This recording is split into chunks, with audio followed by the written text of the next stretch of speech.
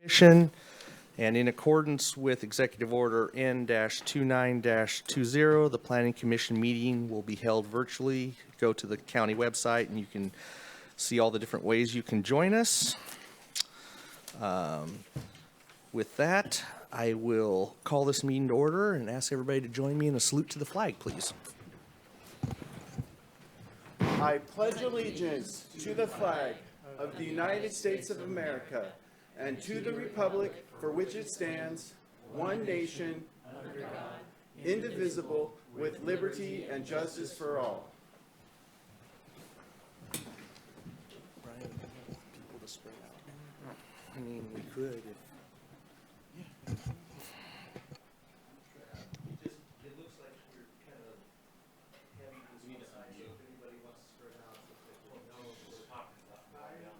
Yeah, do we know that Melanie or Peggy is not coming? Let me double check that real quick. I thought they were. I could go take either one of those. Yeah, we're short one mic on this side, so if we are going to be short a couple of commissioners, we can put one down that way. All right. So with that, Tripp, can you do a roll call, please? Absolutely.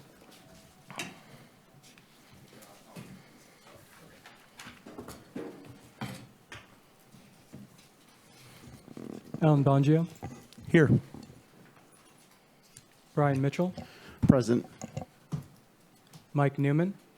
Here. Peggy O'Neill. Thomas Mulder. Here. Melanie McCaver. All right. Thank you, Tripp. Looks like we have a quorum. Did he get me? I thought No Levy. Oh, here. I didn't hear my apologize. name. I thought he got you already. All right. Director, any agenda modifications tonight? Yes, but before we do, Tripp, could I ask you to turn on the mic for Zoom? So, we turned it on. Okay. So, Chair, one of the things I'd like to recommend is we've got a number of items on, and the video's on, Melanie's the Zoom video's on. It's showing clerk desk right now.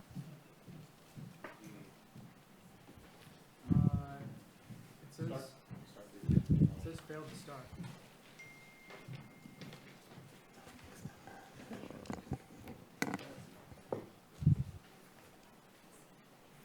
Sorry, Chair. Was I supposed to do something? No. Oh, I thought everybody was kind of looking at me.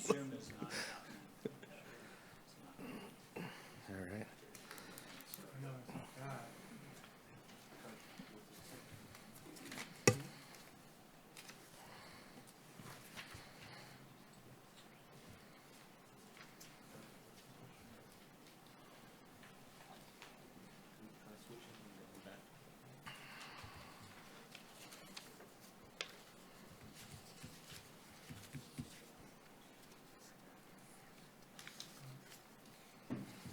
It wouldn't be a planning commission if we didn't have some kind of a glitch.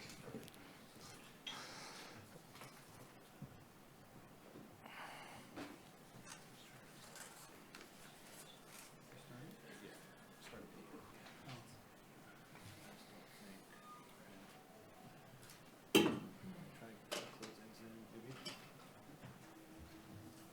sorry, Josh. Your Zoom is earlier, and I just assumed that it would let me start the video once you unmute your panelists.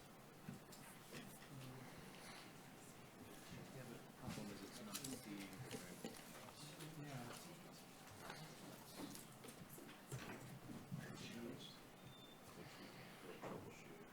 Yeah, it's a bummer.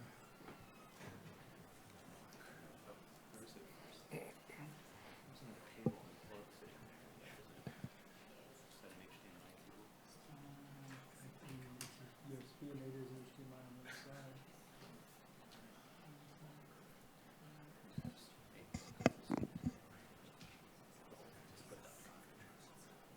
Okay. You don't have to put.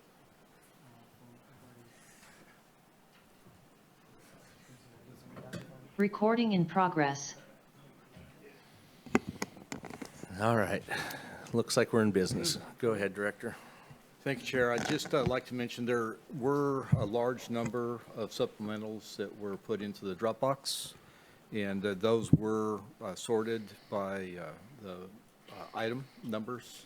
So I won't go through all of those, but there was an extensive number of communications that came in. I would also just like to ask the Chair's indulgence. We have a number of items on consent calendar tonight. If any of those get pulled, since both Nava Ranch and Blocksburg were continued to this meeting and kind of got bumped, I would recommend that you move Nava Ranch and Blocksburg up ahead of the items removed from consent. That was the next thing I was going to suggest, so that's perfect. All right.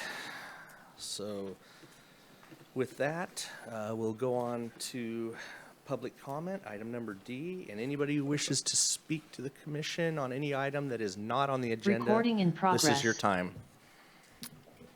Hello, I'm Susie Smith. You met me once before. I really want to thank you for sending out the notice for the Humboldt County Planning and Building Department invitation to visit site at 3409 Edgewood Road so that you can actually see the impact that it will have on the surrounding neighborhood. And I want to make, I appreciate you guys for listening and hope to see each of you at the May 10th meeting at 6 p.m. If you are unavailable, I will personally meet you there at your convenience. I want to stress this is not about stopping development, but to make sure that the development fits with the character of the neighborhood. 4 duplexes squished into a small area does not fit, along with the inadequate access, infrastructure, drainage, and parking issues. I ask you to consider where the rights of one ends and the rights of another begin. The developer's rights are far outshadowing the neighbors, impacting them negatively in multiple instances. Inadequate access, lack of on-site parking, traffic congestion, drainage, garbage pickup, and the mess that goes with multiple garbage cans left on the drive lane of Edgewood. And finally, the loss of the right to a quiet enjoyment of the surrounding homes. As you consider the access variance and the maximum capacity for this small space, I ask you to consider what will be destroyed for the surrounding neighborhoods, what safety will be taken away. The right to quiet enjoyment has been revoked. I know we desperately need housing. I'm a real estate agent. I'm not working right now. There's nothing to sell. But squishing 4 duplexes into a small space does not provide affordable housing for homeowners, but mostly rental income to investors. It does check a box for outcome-based numbers and unchecks the box for remembering the human element and the character of the neighborhood. Let's put in some small, affordable housing, not duplexes. Thank you very much. Thank you. Excuse me, Ms. Smith, can I just ask you a quick, you mentioned the public meeting. Is it a public meeting on May 10th? And I was just wanting to get the details of where and when. If I could clarify. Okay. This is a neighborhood meeting. It's not a planning commission meeting. We did not advertise it as a planning commission meeting. It wasn't intended that the commissioners would be there. Oh, well, there you go. I would invite every one of you to come so that you can actually see where this 12-foot drive lane to access 11 houses is going to be. Yeah, I think we'd have to arrange amongst ourselves to show up at different times so that no more than 2 of us are there at a time. All I know is this came in my mail, and I'm hoping that you guys will all be there. Thank you. Thank you. Thank you. Did I lose a paper somewhere? Welcome, Kent. Ken Sawatsky, she's got spunk. I actually would disagree. I think as long as you guys don't discuss it, you can go to meetings and just observe things, but I could be wrong. It's too bad it's not a planning meeting. It should have been, in my opinion, regarding, I saw this project. It's probably the most, I call it an LA special. Ask for everything you can get, and then you're going to feel like you're getting a good deal when you get about half or a tenth of that. You know, that's how it works. Thank you for my opportunity to be here tonight, live and in person. I was at a little function here a little while ago, and I saw Ben Shepherd was there at the meeting. And of course, Ben prophesied something from the dais here, and he prophesied that in that time, cannabis was not even invented, the term marijuana. Marijuana is the future of Humboldt County. Kind of a short-lived future, Uncle Ben. I was very on my best behavior. I didn't go up, Ben, and hey, how come it's such a short-lived future, Ben?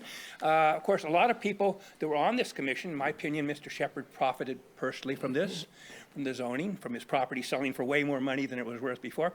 And I just hope that none of you are in that position where you're personally profiting from anything you do up there. So I wanted to use that as an example. Really good to see you here, Melanie. And I think maybe Hank Sims is rolling over in his grave. It only took like 30 seconds for you guys to sit down, and nobody made a big deal of where you were sitting. And I find that a little objectionable when you guys try and do something right and then you get berated, you know, in the Lost Coast outhouse or whatever they call the thing. Anyway, thanks for being here tonight. Lastly, I wanted to speak a little bit about something I call dog wagging. And that's when the tail wags the dog. And I don't know if you guys feel it, but I see it here and I see it in the supervisor chambers where staff comes up with an agenda and they reverse engineer what they want to have happen. So they're recommending approval of something. They want to have that happen for some reason. Don't know why. I'm not going to guess why. But if you feel like you're ever being wagged up here, you know, ask the questions, do your due diligence like you folks do. I really appreciate all the time it takes to read all this stuff. I don't have time to do it. Lots of other things to do in my world. So anyway, I wanted to thank you all for being here tonight. Peggy's the only one not here, and it's too bad. I like seeing a full house, and I appreciate. So for those in the audience out here, I'm so sorry that we've spent tens of millions of dollars in your towers, and now how many thousands of acres of cannabis is being grown in Oklahoma? And then you'll know what a price is going to be, probably $200 a pound very soon. And all this permitting and all this thing will be for naught. So I wish, you know, some people had listened to some people's crystal ball back when we said, I don't think that's the future. But now all we can do is learn from our mistakes and move on. And I appreciate you guys taking the time here to be part of everything you do. Thank you for my opportunity to speak. Now you have to dance. That's the new protocol.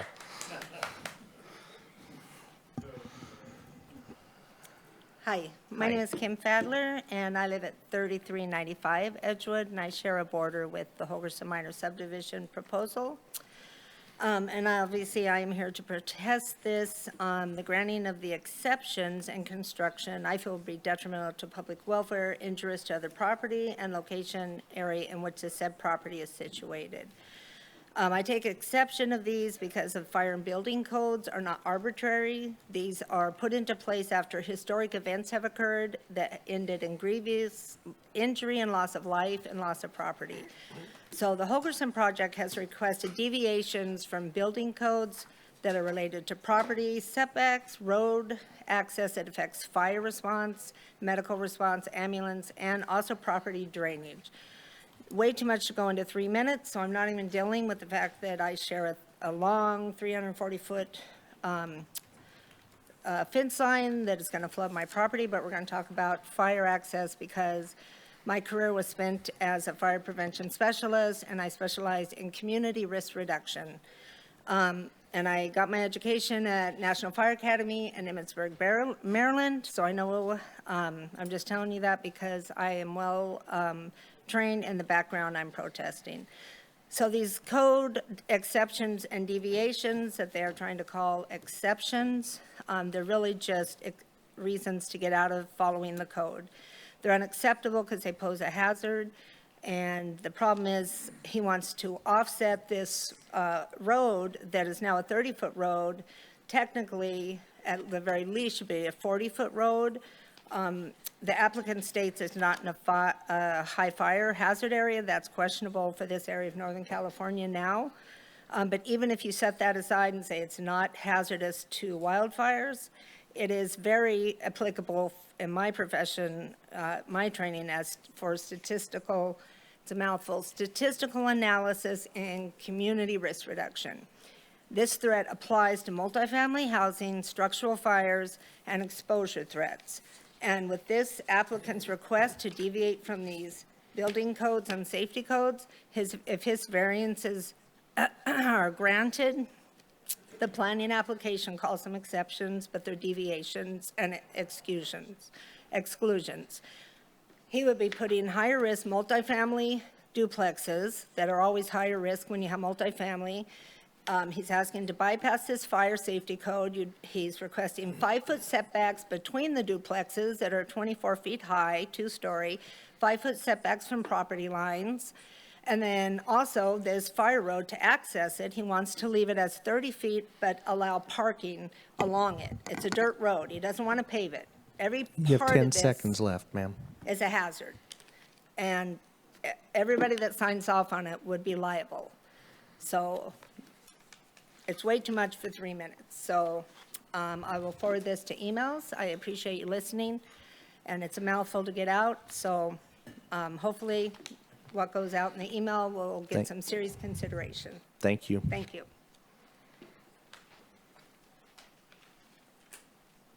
Good evening. Welcome.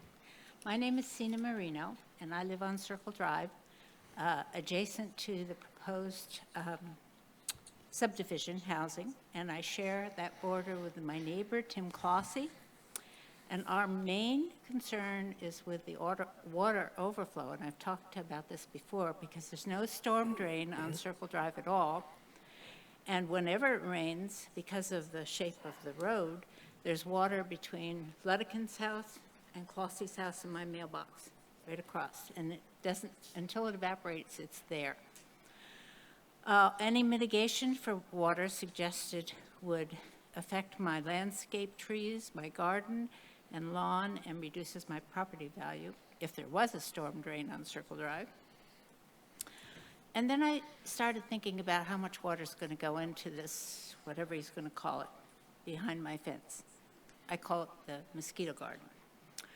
I've estimated the rainfall that would accumulate on only 1 square foot of area for the 4 proposed duplexes, not on any other cement that might be laid for walkways, driveways, or sidewalks or roads.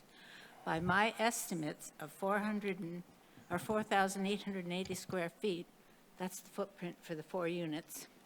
The rainfall for either 1/2 inch, 1 inch, or 2 inches is, for 1 inch, it's 151,280 gallons for an inch.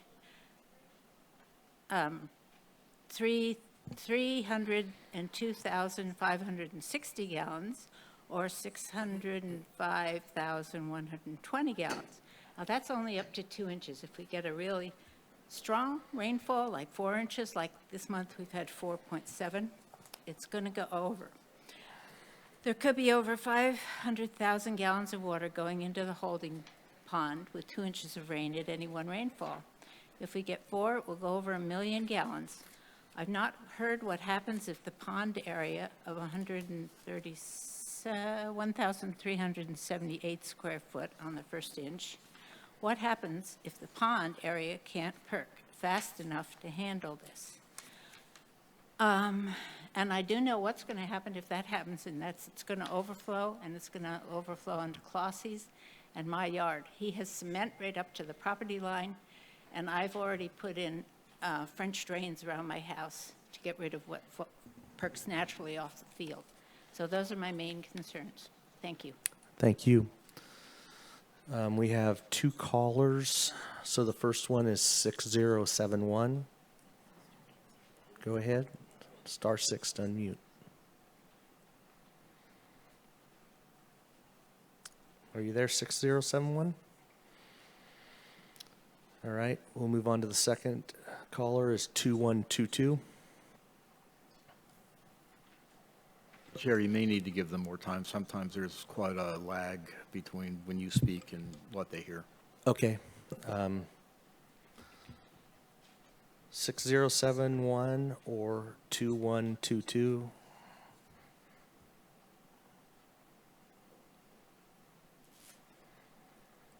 I'm going to move on. There's a third caller. I'll respect them and let them still speak if they do open up, but it doesn't sound like they're there. So, Mark Delaney.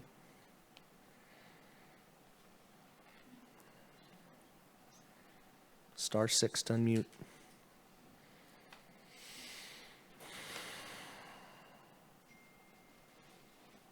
Is there possibly some reason? I don't see Josh now to ask him. One hand went down.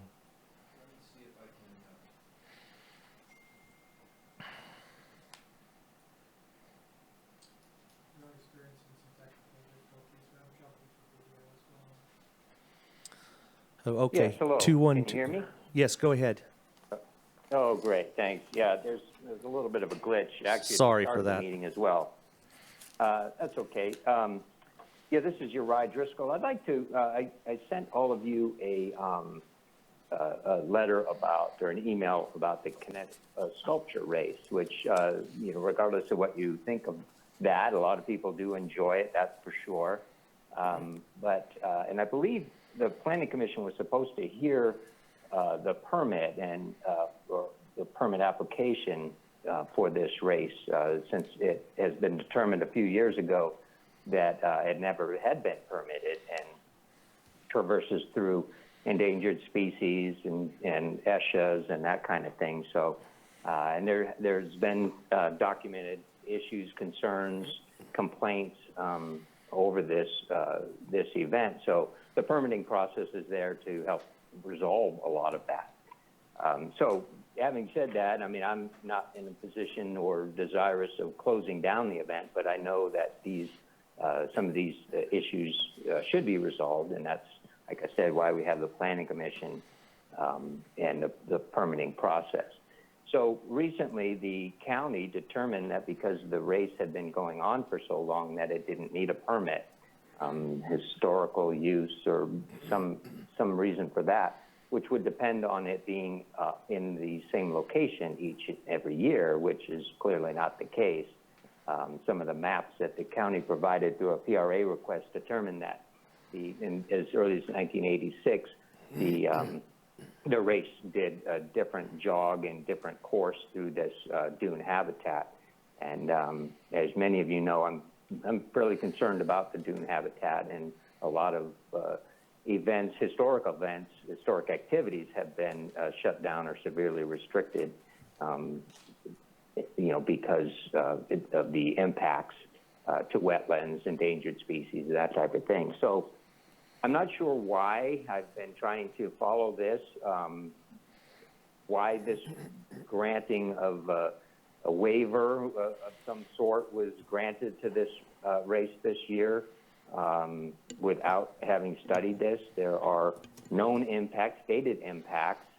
One of the property owners, the Friends of the Dunes, and the Department of Fish and Wildlife have indicated there are impacts, and they've even suggested mitigations. However, there's still no permitting process, which, if there are mitigations, as we all know, that should require a mitigated neg deck at the very least. So I'm just bringing this to your attention because it seems like for some reason staff has just bypassed you guys and the public, really, in determining how this event can be carried on effectively. You know, I see on the agenda tonight the fair has an amendment to their permit. That's been going on for 100 or more years. So that has historical significance and a permit. 10 seconds. So I think that this kinetic sculpture event should also have a permit. Thank you very much. Thank you. Director, would you like to respond? So we did quite a bit of research into the kinetic sculpture race. What we found is that it began in the 1970s, at a time before the county had jurisdiction to implement the Coastal Act. And under the zoning regulations that existed at the time, because a lot of that was property that allowed public access, we would not have required a permit for the public access. And while that activity today would require a coastal development permit, given the fact that it began at a time that the county didn't have the ability to require a coastal development permit, it is legal non-conforming with respect to that. Can I just ask a follow-up question? I think I understand the logic of that, but given that status, is it an option is it at the county's discretion to decide to require a permit, or are our hands tied and we are not able to require a permit? Well, that's a great question. If there were factors such as if the course had significantly changed or something had changed over time, the county perhaps could argue that a permit should be applied for. But based upon what we have found, is that the race course remained basically the same. I'm not going to say it followed the same exact sand trail, but basically the same. And that's documented through books and other things that we do have in our file. Okay, thanks. And it's, when somebody has the ability to use property or conduct an event, it's very delicate to suddenly take that away. Right. Well, I don't know about the rest of you, but I find this one a little bit troubling because there's so many instances that are popping into my head. You might ask the gentleman who got his rights taken away about the sign along 101 that had been there since 1930 something, about things that have, I guess, have the right to happen without any oversight. But it's not agendized, and it's not the, but it sounds like there's something funny going on this one to me. So, anybody else? Go ahead, Melanie. Was there a review of the environmental setting to see whether that had changed or not? Well, we believe the setting has I mean, there are obviously factors that change over time. But the fact of the matter is that the activity, the use has remained consistent over that time. Thank you. So you looked at that. All right, anybody else on this one before we go to our last caller? Or last one that has a hand up. Public 6071.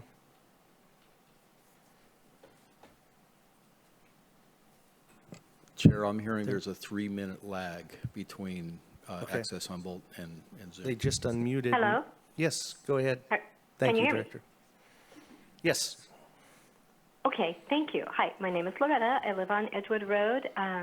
I sent a letter in this morning that had multiple issues that I wanted to address in my opposition to this subdivision. I'm going to skip down to number 2 due to the time constraints here. Mr. Holgerson is requesting special exemptions from paving the existing narrow single-lane driveway that he wishes to use as his access road. It is a deeded access drive to the neighbors on the northeast side who use it as their in and out for their home. It's their driveway that they have deeded access to. I read in the reports where it stated if he paved that drive that it would cause flooding off of it onto the nearby neighbors, yet it's being presented as some kind of a green building thing, which seems like a bit of a stretch to me. He's also asking to be allowed to have this access drive be exempt from the required sidewalks and curbs. That's an ADA access violation for new buildings, which do require an on-ramp with grade specifications and sidewalks from the road, in this case Edgewood, to those apartment duplex homes being proposed. Those sidewalks are required to be at least 3 feet wide, and if they're under 5 feet, they have to have a passing space every 200 feet of at least 60 inches on all sides. This is also listed in the California top priorities for the accessibility section of building codes, which are in the letter I gave you. It states that the site arrival point has to have an accessible route from the public street to the building entrance. This is just barely touching on the access issues for the outside only. The curb ramps have to have a specific graded slope, and they have to be at least 36 inches wide as well. By requesting special exemption from the proper access road width as well, and then it would be even more narrow if he were to follow the actual required law and code for ADA accessibility and fire code, making the entire access drive use a very poor design for more than one reason, including but not exclusively safety, drainage and flooding issues, ADA access. Therefore, granting this proposed exemption request would not only be rather discriminatory, but also illegal since it goes against state law as well as county and state codes. If we still have time, I do have a few questions. Why has there not been submitted request to Humboldt Bay Fire, who services our area, for a report on this proposed site as required by law, but yet you stated you're going to be making decisions on this at one of the next meetings? Why is the coastal report that Planning Commission signed off on stating that there is none when asked of any controversy from any agency or public, when right from the beginning, the public, as soon as we got the message, everybody within 300 feet did get the notice, we began making phone calls and letters and expressing our opposition and concern over this. 10 seconds. And spoke with many of you. Also, the ADUs are still being shown up on reports when these are well established that they are mirrored. Your time is up, ma'am. Oh, thank you. Thank you Thank for you. listening. Thank you for the time. Bye-bye. Thank you. Is there anybody else who wishes to speak on public comment? Seeing none, I'm going to close the public comment and come back to item number E, the consent agenda. And so I'm going to, like I do every week or every 2 weeks, we're going to poll the audience and the commission if they want any of these items polled. So the first item on the consent agenda is MDRV Realty Holdings LLC conditional use permit and special permits in the Densmore Mad River area. Is there anybody who wishes to have this item pulled? Okay. All right. So that takes us to item number 2. The Nikolai Erickson conditional use permit in the Densmore area. Does anybody wish to have this item pulled? Anybody in the audience? Anybody that's joining us by Zoom? Seeing none, that one will stay on. Brings us to item number 3, Love and Laughter Farms special permit in the Hoopa area. Is there anybody who wishes to have this item pulled?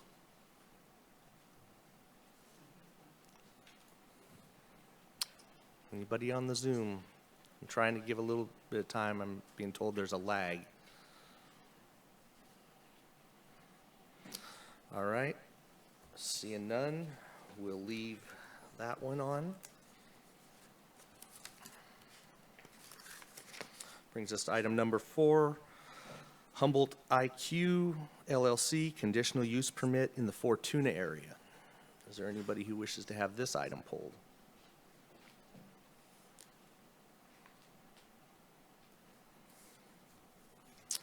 Seeing none, we'll leave that item on consent. That brings us to item number 5, Organic Humboldt LLC special permit and zoning clearance certificate in the Scotia area. Oh, you're right. I'm sorry. I highlighted that on one agenda. I'm using 2 of them here. Thanks, Thomas. So we already got that one. So that brings us to item number 6, which is also continued. So with that, we only had one item pulled, and that was item number 1. So if... Mr. Chairman, I would move approval of items E, 2, 3, and 4 from the consent agenda. I'll second that. All right, thank you. Any discussion? Go ahead. Would the motion makers also include possibly 5 and 6, because those are... Thank you. You're right. Agenda is to continue. You're totally right. We are also approving the continuance of items 5 and 6. Yep. Thank you, Thomas. All right, so we have a motion, we have a second. Any further discussion? All right, Tripp, roll call vote, please. Melanie McCalver, Yes. Brian Mitchell, Yes. Thomas Mulder, Yes. Alan Bongio, Yes. Mike Newman, Yes. and Brian Mitchell. I already voted, but yes again. Does that mean No, your excuse vote counts me. twice? I forgot you again. No, I apologize. I also vote yes. All right, unanimous vote, 6-0. That's why I don't like to do it randomized. We just want to see how good you are, Tripp. Not that good today. All right, so we have one item that was pulled, but we are going to come back to that. We are going to move on to public hearings, and the first item that is up is Nava Ranch LLC special permit in the Honeydew area. And we take a staff report, please. Good evening, Commissioners. I'm just sharing my screen now. All right. My name's Augustus Groshaw. I'm a planner for the County of Humboldt, and I'm going to present on the Nava Ranch special permit expansion. This project is going from a combination of outdoor, mixed light, and indoor to exclusively an acre of mixed light and 2,500 square feet of indoor cultivation. On-site processing is proposed, but they also are prepared to be utilizing third-party processing because they can't manage it all on site. The water source is going to be exclusively rainwater catchment, and the power source is PG&E and a solar array. However, at this time, PG&E only serves the lower portion of the site and not the upper portion where all the mixed light is going to be. So the project is presently conditioned so that it cannot expand until the PG&E is extended up to the upper site. And here we have aerial imagery along with the boundary survey that was done for the original project. Via this boundary survey, we can see that the private drive that is utilized to access the upper site is exclusively on the prodded property rather than dipping into the Bureau of Land Management land. And they will be using a portion of Smith Eder Road, but that is an easement to the Bureau of Land Management on their property. And here we have a more zoomed out image so that we can see the exact Kings Range National Conservation Area. It's an inholding from BLM, and it's immediately north of the site. Additionally, there are many surrounding cannabis projects. Here we see the opaque colored parcels are projects that are being reviewed, and the ones with the diagonal lines are all approved. This project has been having a lot of public comments. The ones we want to make a note of right now are the comments regarding the loud generator and the lights. We had an inspection done. I personally visited the site and we recorded the noise levels of the generator at several distances, and the generator itself is inaudible at 200 feet, and the lights, their light deprivation tarps are in place and appear to be functional. Because of this, despite the public opposition, staff is recommending the approval of the permit. However, we also request that the Planning Commission recommend adding an additional condition to limit the water source for employees to exclusively rainwater catchment, because the present proposed water source is trucking water, which would be against the ordinance. Thank you, and that's all I've got. All right, thank you. Are there any questions for staff? Right? Yeah, go ahead. Just when you say water for employees, are you talking about for the bathroom facilities or drinking water? Or drinking water and hand washing water. Bathrooms are portable toilets. So does the county health department have any issue with using direct rainwater as a source of drinking water? It would absolutely need to be filtered a lot. But I can't provide more detail on that. Okay, so would public health or environmental health, would some other group of the county regulate the drinking water if we were to put that requirement on there? I'll pass that question on to either Cliff or John Ford. That would be environmental health, and I don't know that we've received comments specifically on that. Okay. Thomas, do you have your hand up? All right. So I got a couple questions. This project, reading through it, it looks like the indoor facility is going to keep in operation. So we've not just heard, but read lots of comments of generator use and stuff like that, which staff didn't see. But my curiosity is, what current power drop does this site have right now? The indoor is presently not in use. It's approved, but there's no structure there yet. And that power drop would be PG&E, which does serve it because the indoor is the lower cultivation site.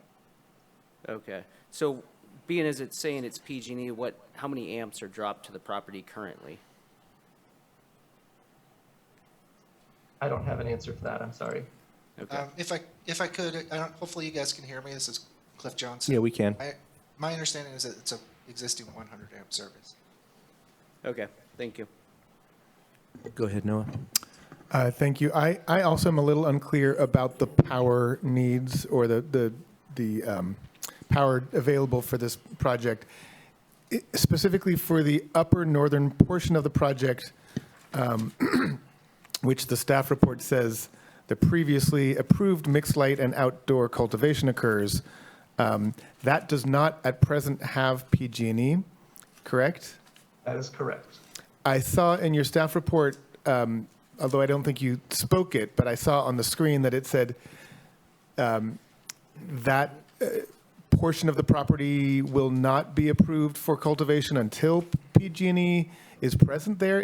Did I understand that correctly? Basically, I'm wondering what the power source will be for that upper portion of the property which doesn't have PG&E, given that it may take several years to extend the PG&E to that portion of the property. Yes, the project is conditioned so that they cannot expand until PG&E serves that upper portion. So just to be clear, they're not expecting to rely on either generators or solar power for that portion of the property? The condition is worded such that if they have enough solar power or other renewable power, that would also suffice. I see. So they have an option to do that if they choose to or are able to. Okay, I think that answers my question. Thank you. Anybody else? I have a question for staff. So the section of road that goes through BLM, I understand that it has an easement, but I didn't see anything from BLM that saying whether that could be used or not. And I know in the past that's been an issue because being a federal agency, they don't recognize cannabis. So can that easement be used for cannabis transportation purposes, or? The easement is to the Bureau of Land Management from the property owner. So we think that it would be an overreach from the Bureau of Land Management for them to try to regulate what they do on their own property. Okay. Thanks. Go ahead, Thomas. The chair brought up that picture that we received of the gate. Is that blocking access to the private property, or is that blocking access to what is been told to us that's public access? And that public access, is it walking or is it driving? That gate is leading to their private driveway, and it does not block public access. In fact, the Bureau of Land Management responded to that email saying the same. There are other access points to that road, which the Bureau of Land Management also closes down seasonally. Okay, thank you. All right. Any other questions before I open it to public comment? All right, seeing none, I'll open it up for public comment. Go ahead. Welcome, Ken Swatsky, as you noticed, I didn't pull a single thing off of consent today. Amen. I want to thank Brian Mitchell for pulling this one up, Commissioner Mitchell. I also have some serious questions on this particular one. And I think a condition that should be on here, like a condition of anything, is that they should have a road maintenance agreement with BLM. If you've got a road going there, it's a shared road, that should be mandatory in my opinion, same as you've set precedent before as far as having that go. I also questioned the fact that it said, got 3 suits back there, I don't know if they're involved in this one or not. Anyway, questioned the fact that they've had permission before to have a difference in setback from the property. but that was for a very small impact that might be happening on these federal lands. And now we're going in with a new permit and a lot larger thing. That should definitely have to be done again, and I think reach out should have to be done to the BLM to see if they do have any comments because of the increased size and scope of your project. And it's a little bit like the kinetic sculpture race before.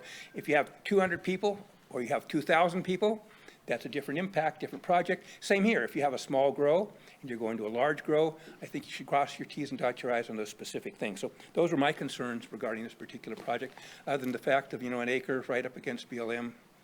And without their comment or blessing, that always is a little troublesome to me, especially when you're doing your reduction.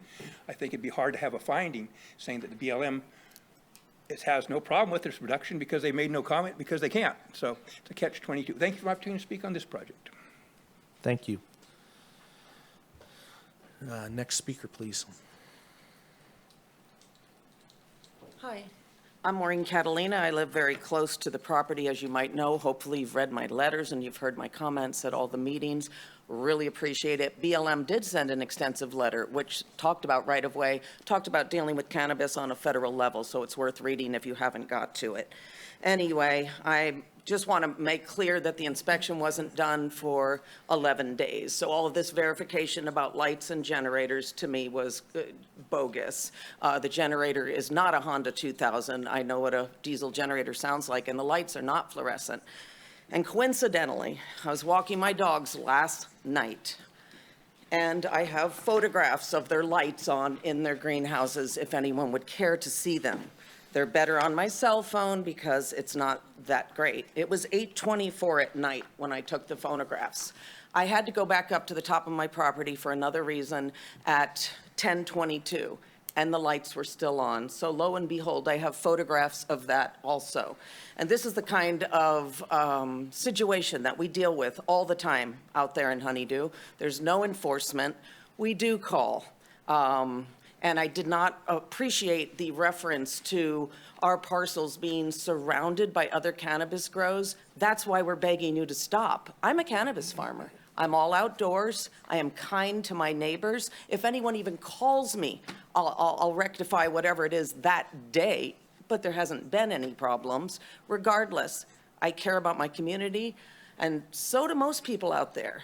And please don't use that as a reference point that we have some of the largest grows that have destroyed the Mattole Valley. Nobody drops down into the Mattole Valley anymore and goes, oh my gosh, I've died and gone to heaven. It looks like an industrial zone. Please come visit if you don't believe me. I feel like I've been questioned about my comments that I've made. I'm a neighbor. I don't know who else you can get to help you. I've been in Humboldt County since 1977. We are begging you to hear what we have to say if you don't live there. Anyway, here's the photographs. You can look at my cell phone if you want to see the time stamp and everything involved. This is last night. And I will remind you that 3 nights before the first meeting on March 17th, I brought photographs from my living room and from my back deck of the lit up greenhouse next to me. So if this doesn't stop the applicant right before a hearing, I don't know what will.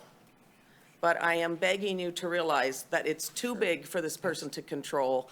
We can't enforce it, and I would beg you to please deny it. Could you bring your phone up and just let it come? Sure, absolutely. And then Melanie has a question, I believe, for.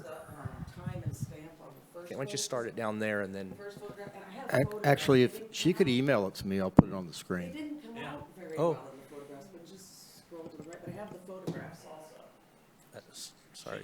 It's very hard to have to prove John, your could you case. show her how It's to do like that? I'm on- Why don't, If you would email that to me, Sure. that address, I can put it up on the screen. Oh, I have to email it? Yeah, just email it. Yeah. Okay. and then Melanie, I you mean, had, it's a person with a cell phone in the middle of the night, so, but I did my best. we'll give you a little extra. Oh, did someone else want to talk while I do this? No, you're fine. Melanie had a question, maybe she can. Okay. I had a question regarding as you know, the enforcement so far has been driven. Yes. I'm hoping that staff will update us on our request for aerial monitoring, enhanced aerial monitoring for lights that we, that I requested a few weeks ago, I guess. My question is, how many times have you called regarding the lights, and have you had anyone out? No one's ever come out. I text Rex personally, and I've called the state of California. I have called the sheriff's department, and I have called the county, and this is starting years ago. You give up after a while. And so, there were comments in the staff report how people drive on this generally busy road. If you think 10 cars a day are a generally busy road, okay. But even when I'm driving home and see all the lights in other parts of the valley, I don't know whose parcels those are. I don't know who to call in and tell you about. We can't be enforcement too. And I'm sure there's plenty of people who think I'm doing the wrong thing. Let it be. I can't anymore. Our valley's getting destroyed. And I appreciate the fact that there's all these other farms there, but please, stop. There's too many cattle in the field, and it's just gonna ruin the field. Yes, I have complained before. But I feel like we also felt intimidated back before it even got legal, and even now. There's a lot of people who are gonna give you some bad vibes if you say anything against even a legal project or an illegal project. It doesn't matter. We're on our own out there, and it's not good. And what % would you say have their lights on at night? Well, that's a really good question, but if you're driving across Windy Nip and you look down to the left towards Garberville, I would venture to say you're gonna see 10 lights. Then you come over the hill and you're looking out towards Petrolia. I don't come to town that often. That's why it's so sad that when I do, they're always there. Right. It's not some random, oh, that's no big deal. I don't come to town that often. So when you look out at Petrolia, you're bound to see 2 or 3, and I don't know whose property they are. And so that's why, yes, I am speaking up because it's close to me and it's close to my home. I'm trying to control and contribute to what I can report on. I can't get in my car and drive the valley, every night. But somebody should. That would be great. That would be great. I have another photo I'm trying to send. It's basically black with some trees, and then you can see the bright light, because this is the 10 o'clock one. So just to remind you, the public, it is largely complaint-driven so far, and we have, as the commission, requested to have more enhanced aerial monitoring, and hopefully we'll get an update on that soon. Okay.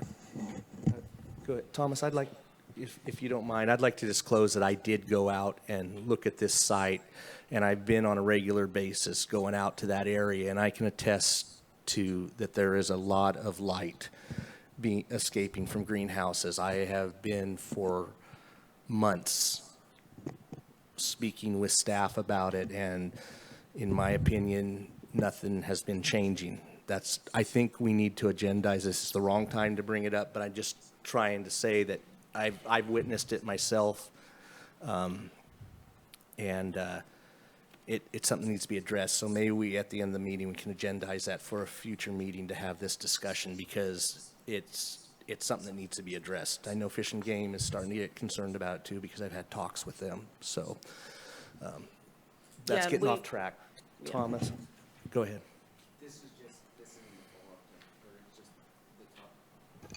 My apologies. The topic that was brought up about light pollution, it is a problem out there. But since the topic was brought up, the rumor has been out there that some people were unaware that that was a requirement, even though it's part of their compliance agreement. So myself and every other applicant in Humboldt County received a letter, both written and via email. So now we know. So now they can't say that, hey, we didn't know that was a requirement. Mind me asking how long ago that went out? Just a month, a week? Within the last 2 weeks. Okay. Excellent. That's good. Thank you. So it's progress. Everyone knows is what I'm trying to say. So that's good to know. All right. I think that everyone knew. Okay. Well- And I think that that's just one of the many regulations that's obviously being ignored and unenforced. And the letter that we just received states that you have to get multiple complaints. I don't know the legal definition of multiple, and then they will consider revoking your license. We would like to see something more harsh done I know. to these situations. Okay. Not multiple. You're going to have to wrap it up because Okay, it's well, unfair my to give wrap you would- more time than yes, anybody okay, else. I know. We're Thank asking you. I some appreciate it. questions, so thank Yeah. you. Okay, thank you. All right. Anybody else from the audience here before I go to the phone? Okay. Then I'm going to, first caller is 7108.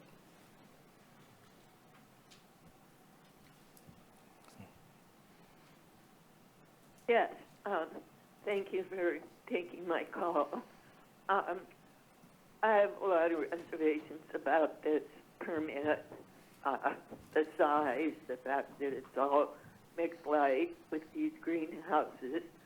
I'm in another watershed, and the greenhouses are a problem. And I think one of the biggest problems is there's no consequence if, there's multiple complaints or whatever, or, oh, I didn't know I was supposed to be doing that. So with no consequence, no penalty, that's why all these lights are happening. And I also think that, all these people, if they have permits, and it says you have to cover up your greenhouses, and they say, well, we didn't know we were supposed to do that. My question is, what else have they agreed to do that they're not doing? And how's the county monitoring that? So lack of monitoring and total lack of any consequence for these violations. I also want to comment about the Watershed Map, and you have columns for new and existing, and I'm wondering where you put something like this, where you had an interim existing, and now you're adding on almost 37,000 square feet. Does this go in the new category or the existing? And looking at that map, there's just a whole lot going on out there and just totally saturating the area. The employee, I would have a question of how far are they coming from? What kind of carbon are we putting into the air with people traveling long distances back and forth to work? And as that's all I have to say for now. Thank you, and please listen to the people that actually live in these communities. Just there to, make some money. That's their home. And the wildlife. Try to think about them and what kind of impact this is actually having. 10 seconds, Bonnie. Okay, thank you. Next caller, Steve McDonald. Hi, can you hear me? Yes. Hi, thanks for taking my comment. My concern is about how dry we've become lately and our rivers and creeks. I have concern about the water that's being taken out of the watershed for domestic use only. The creeks here are running dry earlier than normal. A typical household with domestic use is somewhere between 150 to 300 gallons per day. And in listening and knowing a little bit more, it's convenient that no water from the creek is being used for the cannabis cultivation, which means that they don't need a lake or a stream bed alteration agreement. And so they can take the water out for the domestic use. The water that they are taking off of public land should have a water meter or find out how much water they are using to ensure that they are following through with what they say they're doing, as opposed to having free use of the water without an agreement. Thank you. Thank you. Public 6322.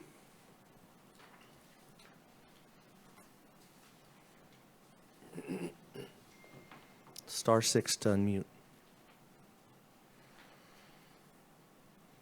Hey, how you doing? My name is David Arellano. I'm son of the applicant.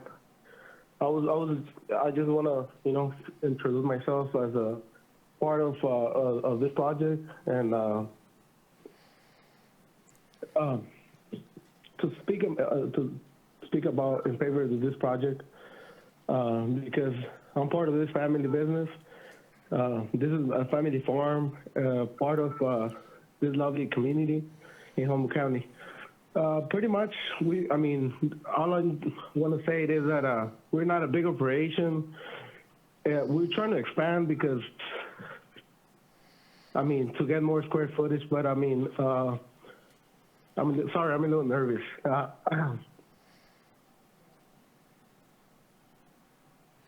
All right, thank you. User number 1, I don't know what that, never seen that before, so.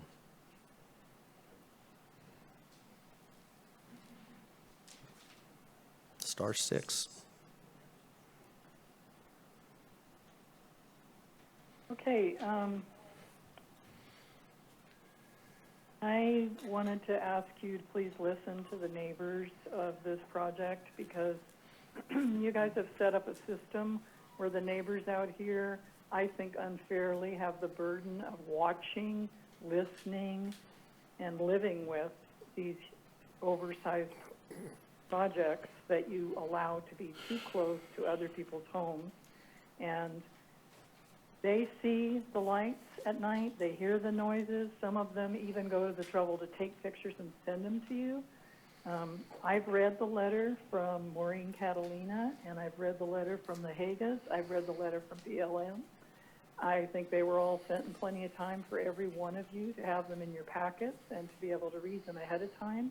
Yet when they're mentioned, people are acting like they've never heard of these things or never seen these pictures. And I just think you're depending too much on neighbors to have to tattle on their neighbors who don't have the consideration to realize that when they break the rules, that it's imposing on the people around them. And, saying call in, okay, so you make a call. By the time someone gets here, it's usually days after the call was made, and they call and tell them they're coming. So, of course, they're going to be mitigating all of those issues that are being called upon, and then you get there, and wow, there's nothing wrong. Everything's in order. This is fine. Go ahead. We're not all using up our hours of our life to watch and listen and report these things because we like to tattle on our neighbors or because we like to nitpick about every dang thing. We don't. We live in a community where people try to let their neighbors let each other live and let live. But when it's filling into your face nonstop and impossibly unacceptable, we try to speak up and say things. All I'm saying, please, is will you listen? Will you please listen? Thank you. Thank you. I live in Honeydew. Thank you. Public 4466. Oh, sorry. 4466.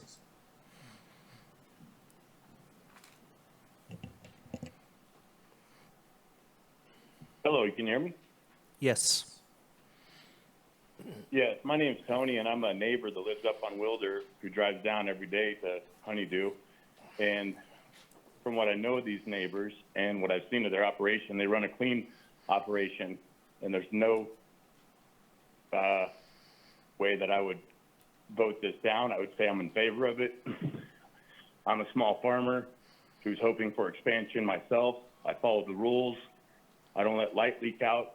I know these guys run the same type of operation, and I just wanted to give my thumbs up for the expansion. All right. Thank you. Is there anybody else who wishes to speak on this item?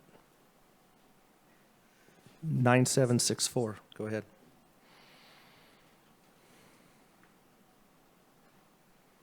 *6.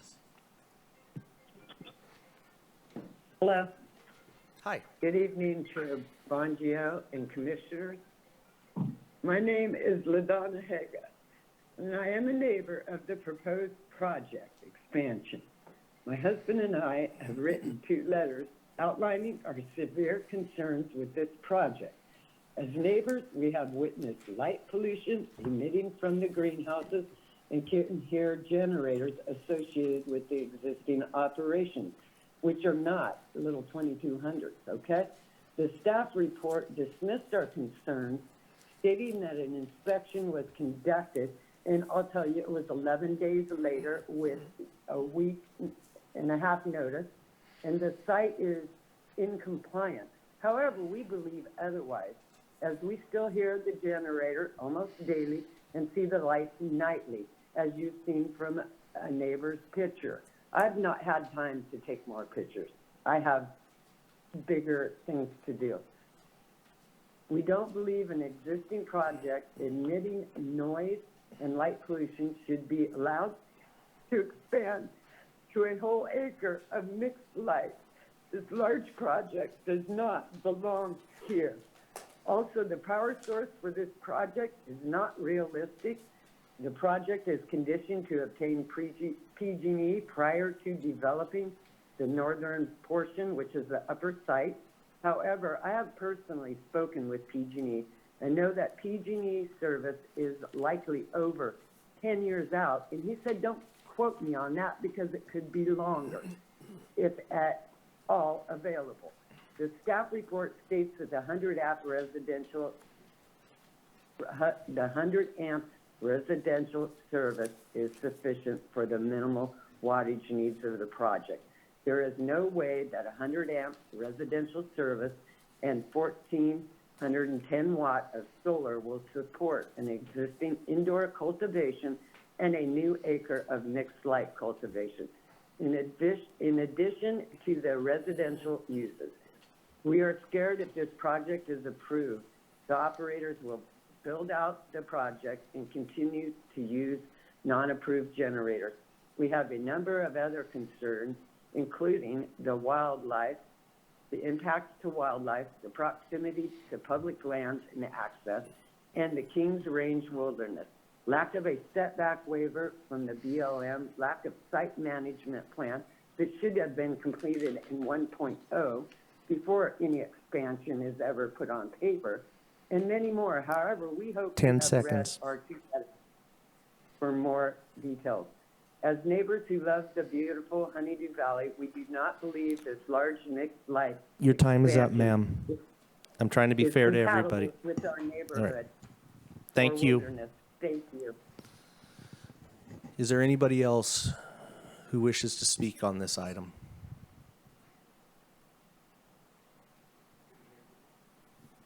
Go ahead, Thomas. Was that one person that cut out, were they the applicants, or? I couldn't quite, the phone seemed to cut out, but I'm not sure who it was, but I am going to ask if the Okay. applicant would like to come up and speak. David Ariano is the applicant, yes. And my name is Randall Davis. I'm an attorney. I represent Nava Ranch, and I wanted to make a couple of comments. This permit application is well documented in the report. In terms of future generator sound pollution, there won't be any in use in the expansion itself, because it will be, once PG&E is installed and providing power to this expansion, obviously there won't be any need for generators, and it's not permitted within the application itself, and there's no intention to use generators. There's a mention in the report that there would be a small one in the event of an emergency power outage. So there's that. And there's been no mention of the water, but it's all catchment water that's being utilized to supply all the water needs. the applicant, it sounded like his call was sort of cut off, but from my perspective, the gravamen of the comments is really an enforcement issue. There's apparently some problem with farmers not covering their light sources. As documented in the report, the inspection showed that there was light shielding technology in place. The equipment is there. There are some anecdotal remarks about sound, hearing generators. We went out there, or not we went, Augustus went out there and measured the sound with devices and produced evidence to support his recommendation in the report. And so it can't really be challenged with much degree of, I mean, it's just anecdotal evidence as far as this generator. And as far as a diesel generator being in use, there is a large generator that's documented to be non-operable and will be removed as soon as possible. So again, this appears to be, comments from neighbors about the valley in and of itself, and people, and the need to have greater enforcement out there. It sounds like to me that it's possible that with the light shielding, tarps essentially to cover the light, that doesn't happen every day. I don't have any personal knowledge of the comment that was made about something that happened last night, but it sounds like this project is serious about complying with all of the terms of the permit, and we'd be happy to comply with any enforcement recommendations that come along, and I don't think that there's going to be any problem with that. So I can try to answer any questions if you have any. All right. Is there any questions? Go ahead, Thomas. So, is the applicant licensed, because energy is the big question that keeps coming up, and a 2,200 watt generator versus neighbors saying a large generator. Mm-hmm. Is the applicant licensed as an ML2 or ML1 under the state license? Are you talking tier 1 versus tier 2? Do they have a mixed light tier 2 or mixed light tier 1 state license? I believe it's, let me just check for a moment. Would staff know the answer to that one? Augustus, do you know the answer to that question? I don't recall what they hold, but I know that their lights are less than 6 watts per square foot and would be valid for a tier 1. So that, under ours, well, that would be mixed light for us, even though they are ML1. I'm told that M1 is pending. So it doesn't have a current state license? I think once the county, it's my understanding of the process that once the county permit is issued, then the state can be issued as well. I think that's. Okay, because my question, I'm trying to respect the neighbors and respect the evidence, the applicant and the site inspection. So energy use is where my questions really come around. So what can be proved?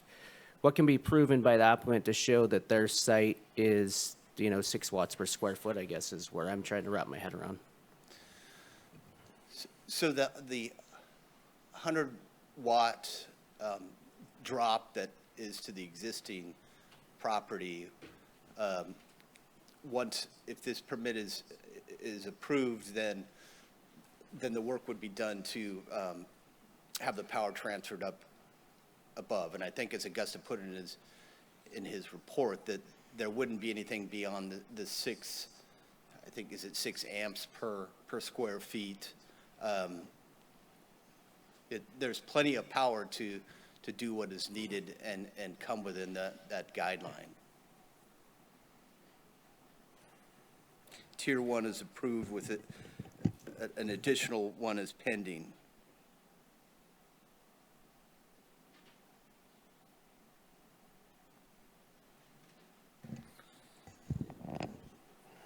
All right. You have anything else? Or No.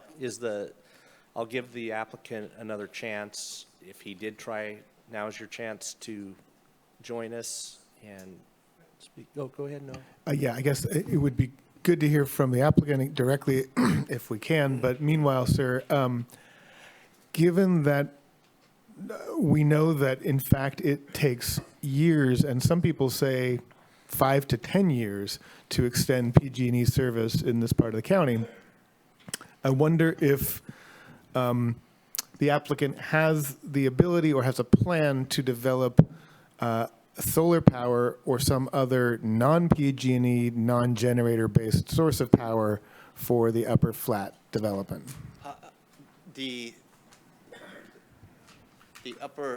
solar power that's associated with the upper portion of the land is documented in the report, and so For the existing. That's for the Yeah. existing, right. Mhm. right, and so there will be plenty there's not going to be any generator to usage to operate the expansion area. And so, I'm being told that it's not 10, 15 years, it's, more like 2 years. There is a permit application for building a structure that's needed before the power can be moved up there. And so that is very much in the works, and we do not anticipate 10, 15 years. If they don't get the electricity up there, then their operation They can't go forward. No. Okay, well, that appears to be the bottom line. So I just was wondering if there was a plan B in place with regard to power. No, and I see from my notes, the current use is 0.3 watts per square feet, which equals 1,300 watts total. 100 amp drops would equal 100,000 watts, which is more than sufficient to conduct the operation that's set forth in the application. If that- Applicant? Okay. That makes sense to you. Melanie had a question for, Yes, hello. So by stating that, would you say that the applicant would be willing to wait until PG&E was available to expand then? I didn't understand your question, I'm sorry. So would the applicant be willing to wait until PG&E was available? Well, without the permit being approved, then there's nothing, they wouldn't be able to, they have to have that in order to go to the next phase. And so if they don't get the 100 amp drop, then there won't be a project, as far as, that's my understanding. It's conditioned on that. And so if they develop, some other, major solar source to operate the upper parcel of the expansion, then that's something that's not contemplated at the moment. This is purely conditional on the PG&E supply source. So waiting for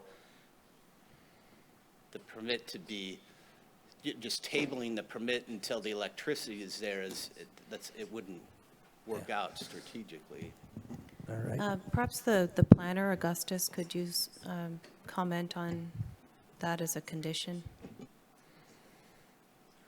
On what specifically as a condition? The Augustus, the question requirement is you put a have it condition powered? on there relative to if PG&E doesn't occur, there's an alternative to go to renewable energy, but Yeah, let me pull up the condition and just read the phrasing.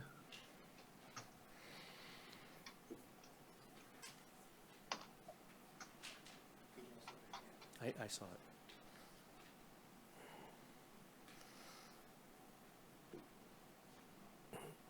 While he's doing that, I'll comment to the electricity. I've already found it. Okay, go ahead. Sorry. Prior to expanding to the proposed cultivation area, the applicant shall acquire PG&E electrical service for the northern cultivation area and eliminate dependence on the generator. I'm sorry, I believe I originally wrote that as including terms for renewable energy, but that does not appear that I have. And that's what I was trying to say. I apologize if it didn't come out that way. All right. I'd say the key phrase to it is "and eliminate dependence on the generator." Yeah. Thomas, did you have your hand up? I was just pointing out it was Okay. number 5. That's why I was going like that. I was going to make a comment to the electrical. I've spoke with some representatives at PG&E because I'd heard this, and they're saying that there's very good possibility there will be no more power available out there for the near future. And if you've ever dealt with PG&E, if they started now, I would doubt if they'd have anything in 10 years. So I deal with them a lot, and it's a very long process. I think there's a structure with a 100-watt amp source now, and I think this project contemplates expanding that source that's already there up to the other area. And so the power is there. It's how you transport it physically, and I think that involves digging ditches and things of that. And you're not entirely reliant on PG&E to do that sort of infrastructure. So maybe it's not a new power source. All right. Melanie, and then we got the applicant online. Thank you. Sorry, it's been a bit confused with the power situation. I don't know if this is a question for you or for Augustus, but if the applicant were to add more solar arrays, for example, and chose the program where it feeds back into PG&E, would the applicant then be able to argue that that power is now PG&E and available? I'm sorry, I didn't understand your question.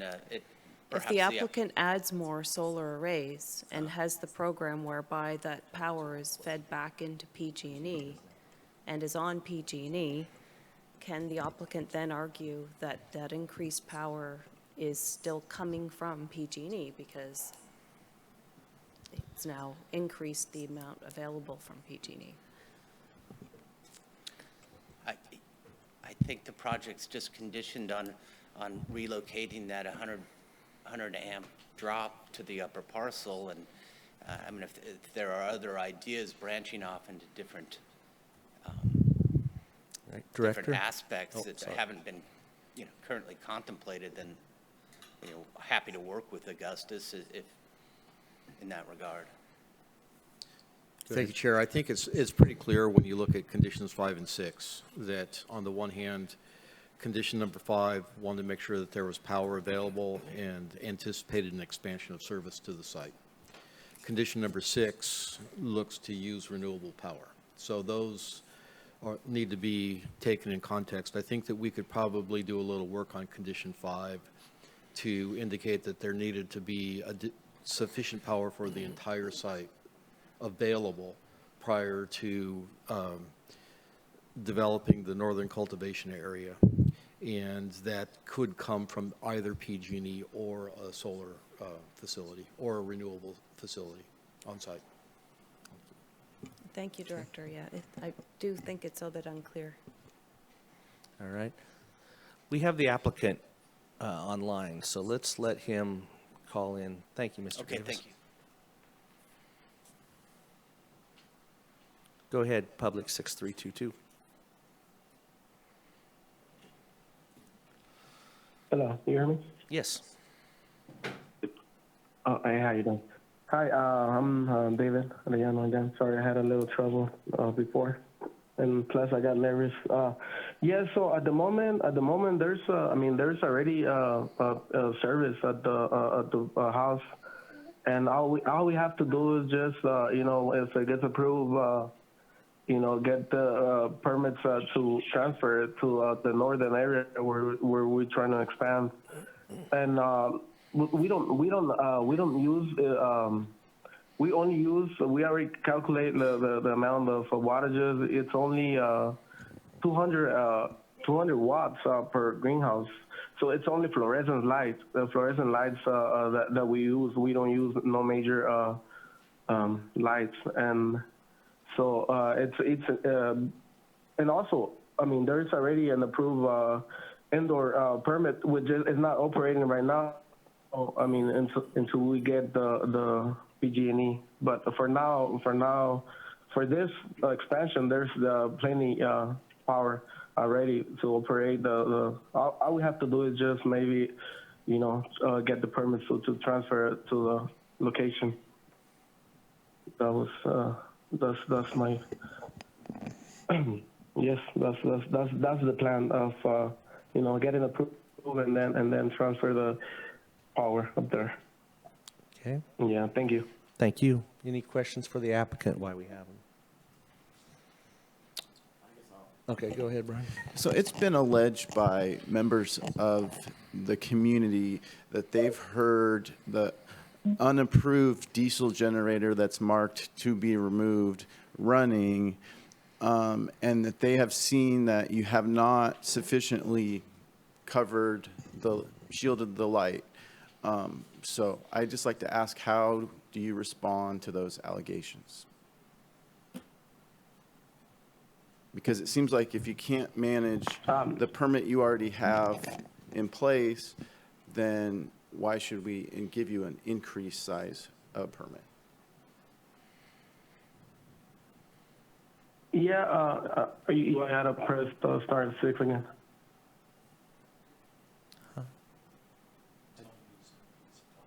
Go ahead and answer Commissioner Mitchell's question, please.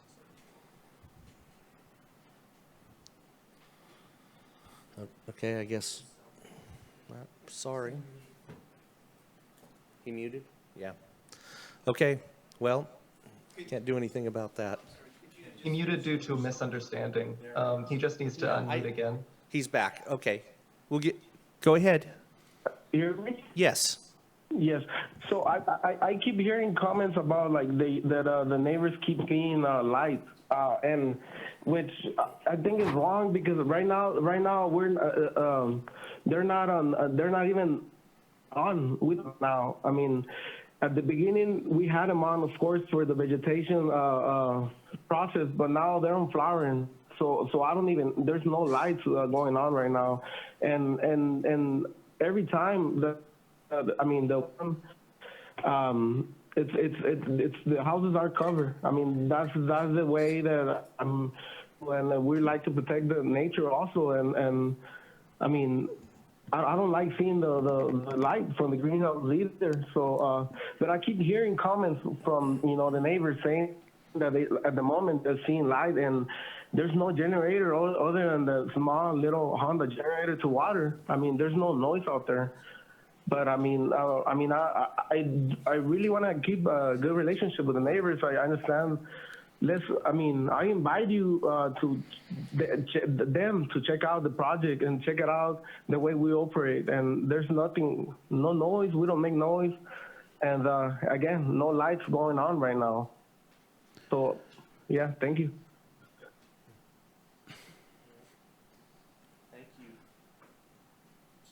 Thank you. Any other questions for the applicant while we have? All right. Anything else you'd like to add? I think somebody's talking to him there. Yeah. Okay. Any other questions from the commission for him? All right. So with that, I'm going to close the public comment and I'm going to bring it back to the commission. So where do we want to go? Do we have more questions for staff or go ahead? I think we were going to ask the director for his recommendation in terms of adjusting conditions 4 and 5 so that they were a little more clear. Or 5 and 6, excuse me. Okay. Director, do you want to? Turn on my mic. Recommend that condition 5 be rewritten to read as follows. Prior to expansion of the cultivation area, the applicant shall demonstrate with documentation from a qualified professional that there is sufficient power on the site to serve the cultivation activities and the residents on site. The power may come from PG&E or from a renewable source of power. Generator use is not allowed as a primary power source and may only be used as backup power. Okay. Thank you. That sounds good. Thomas, you had your hand up. that was kind of in lines where I was going, because I was looking through this, and there's 2 residences on the place, and there's only 100 amps. So I'm just, lots of community concerns about generator use, and I'm just trying to do the math of load for household versus cultivation, and I can't wrap my head around it, so that's where I'm having a hard time. Go ahead, Brian. So it seems like the owner already has something approved with requirements, and there's a trust that is required from us to the applicant for them to follow all of the conditions that are set forth. And we're hearing from the community that they aren't doing that on their existing permit. And so now they're asking us for a bigger permit. And while I agree with modifying the language if we do approve it, I just wonder whether it's wise to give them a larger permit when the preponderance of the community testimony is that they're not following the conditions we've already set out for them. That's my concern with approving it. Go ahead, Melanie. Yeah, thank you. I think that many of us share that concern, and maybe this would be a good time to ask the director regarding the aerial monitoring for lights, because I don't think it's particular only to this project. Oh. So I would like to see more enhanced monitoring for the entire area.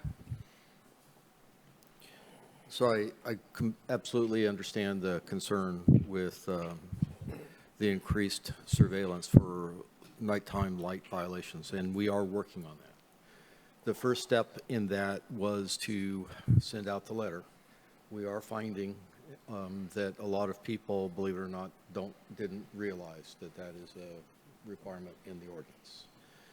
And one of the things that has been happening is that the permits have been getting traded and sold.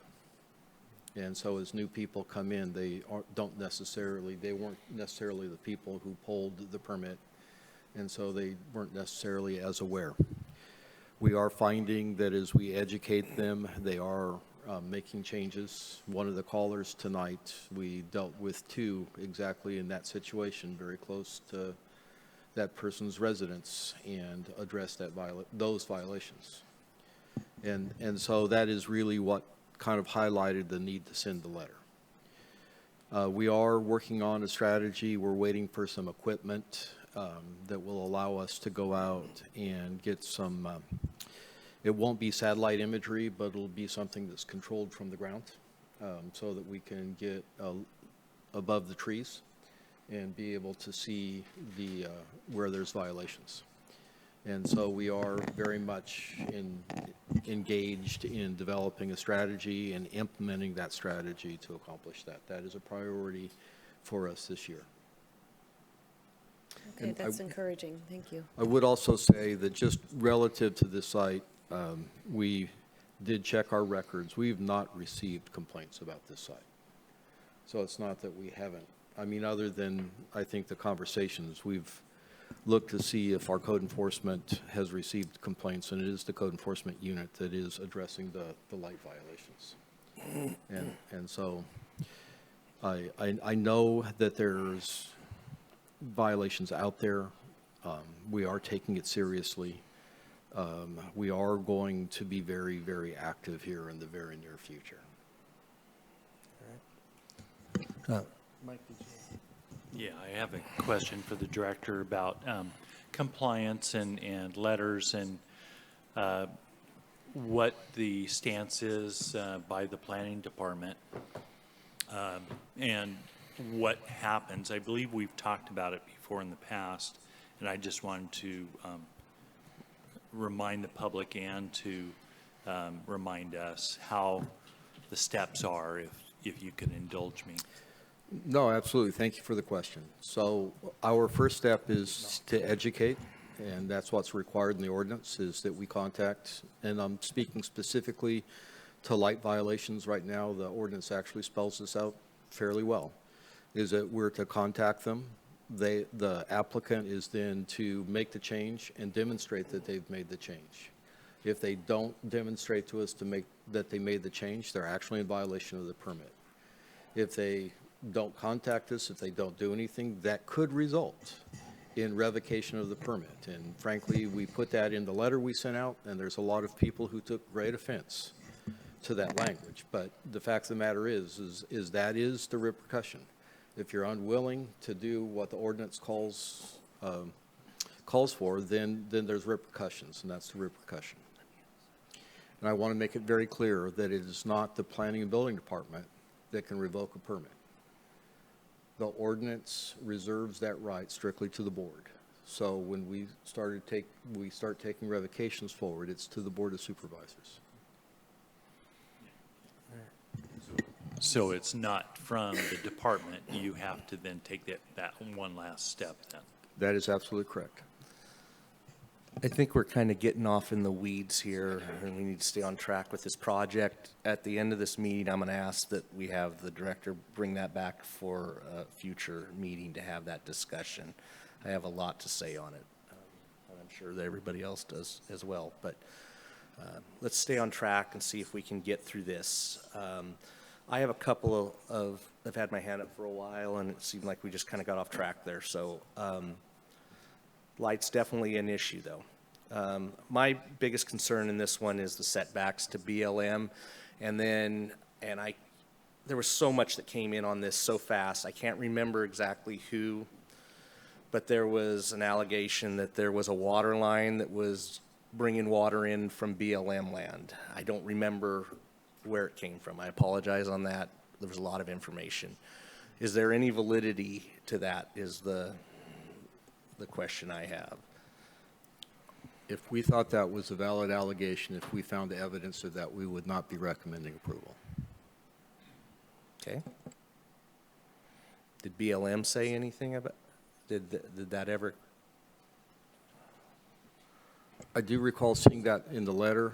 I need to go back and find that letter. I do believe it's at the end of the staff report. I'm not sure where I saw it. There was so much.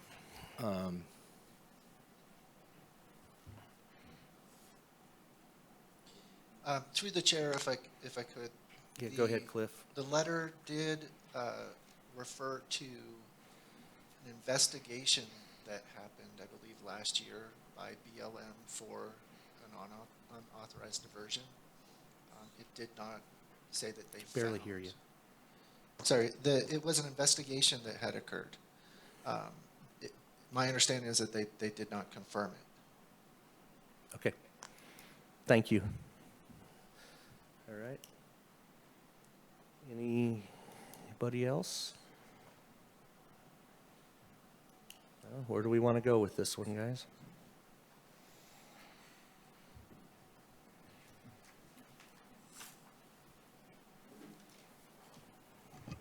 Go ahead, Noah. This is a kind of tough one, but from what I have heard, from what I've seen, from what I've read, I think there's some ambiguity about whether the worst accusations that are being made of this project or this applicant are valid. I really do not want to question the veracity of the neighbors. I really respect and appreciate the neighbors' testimony. But at the very least, it seems that if there were violations prior to the inspection, those violations were corrected when the inspection took place. I'm a little bit unclear what to make of the claim that there were lights last night when the applicant says there's no lights, and I couldn't really see much from the pictures. I guess what I'm coming around to feeling is that we've taken a pretty careful look at this one. I think we're expecting that there will be follow-up, that there will be careful attention paid to the conditions that are applied to this property, and from what I'm hearing, the conditions that we have in the conditions 5 and 6 as revised by Director Ford seem adequate to ensure that there is not going to be generator-powered use of the upper parcel of the expansion. So I'm prepared to make a motion to approve this permit with the staff recommendations as we've discussed them. I guess, should I go ahead and make a motion? Yeah. Okay. I thought you were. Okay, well, I was sort of a long lead up to, I move that we find the Planning Commission has considered the addendum to the adopted EIR for the CCLUO as described by section 15164 of the state CEQA guidelines, make all the required findings for approval of the special permit, and adopt the resolution approving the Nava Ranch LLC special permit as recommended by staff, subject to the recommended conditions as amended in this meeting. Okay, thank you, Noah. I'll second just for discussion purposes, if appropriate. The question I have, this is for staff, just to clarify, the way I understand it, if this project is approved, the old project would then go away and this new project would wrap up the old project. Is that correct or incorrect? Partially. The old projects approved indoor would still be in place, but all the mixed light is being interpreted to replace the presently permitted area. Can I just clarify with staff? I read the executive summary differently than that. That's why I asked the clarifying question. First paragraph. I think that there would be one permit. It would all be under this permit. Okay. So hypothetically, if there were, while they're waiting for power to do the expansion, if there was violations or anything that would justify a potential revocation, then that would come forward under this permit and there would be no entitlements, whether they got to expand once PG&E or not. Is that correct or incorrect? I think that's fundamentally correct. I would say that it would probably be helpful to add a condition saying that approval of this permit and effectuation of this permit extinguishes the previously issued permit. Okay. Because if that happens, then I think it mitigates all the other concerns. If they do good, then they get an expansion, and if they don't follow the rules, then they lose their permits. I mean, that's how I'm wrapping my head around it. So I could, if we had something to clarify that, I could support it. That makes sense to me. I would support that as the motion maker. Can I? Go ahead.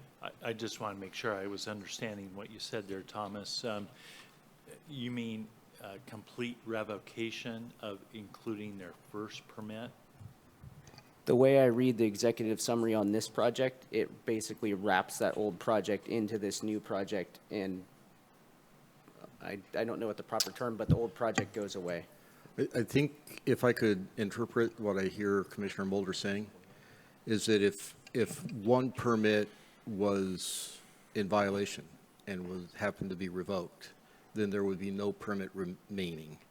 The concern I think that he's addressing is that, well, if the new permit were there and it was revoked, can they go back to the old permit? And the answer to that is no. Okay, I just want to make sure about that. It would be no. Thank you. Melanie? I just wanted to ask staff regarding a question from the public on the maps.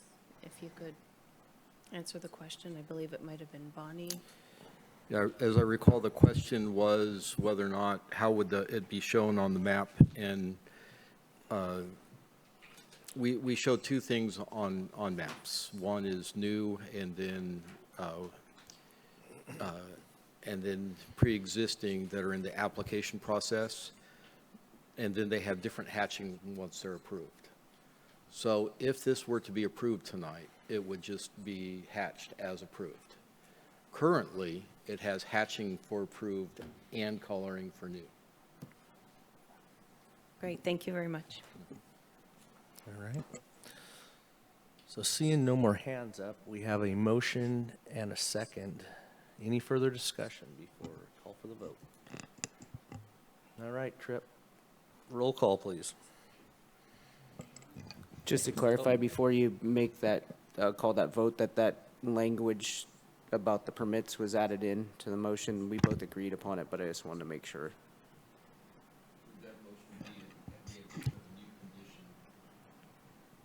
Would the motion be that include a new condition to expire the old permit as part of this approval. I would like to add that condition, yes. Okay.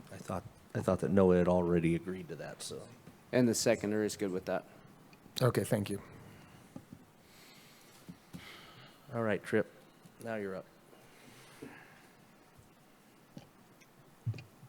Alan Bongio, No.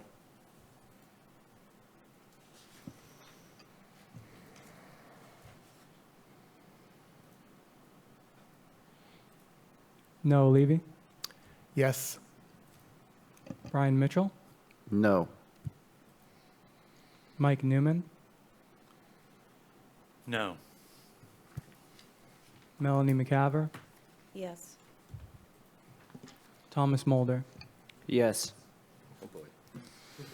Don't have this happen very often. So we have a 3-3 tie, so the motion fails. So you've got the motion fails. You've got a couple options here. You can continue to make motions tonight until you get a motion that passes, or you could continue it until you have a full commission here. I hate continuing things. Well, may I just ask, I certainly understand the reasons, well, I can understand some reasons why you would vote no. Are there any adjustments we could make, conditions we could add, or other changes we could make that would win the support of any of you no votes? Tonight, I mean.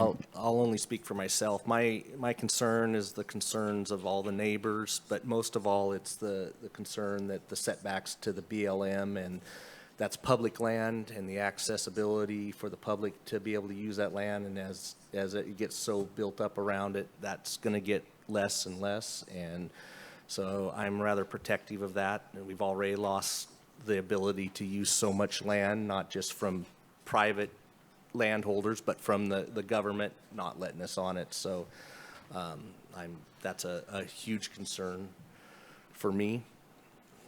And that's one that we don't really see a way to rectify, as I understand it. That's why I felt the way I did. I just didn't see that there was anything that could be done just because of the size of the piece of property and how much they wanted to expand.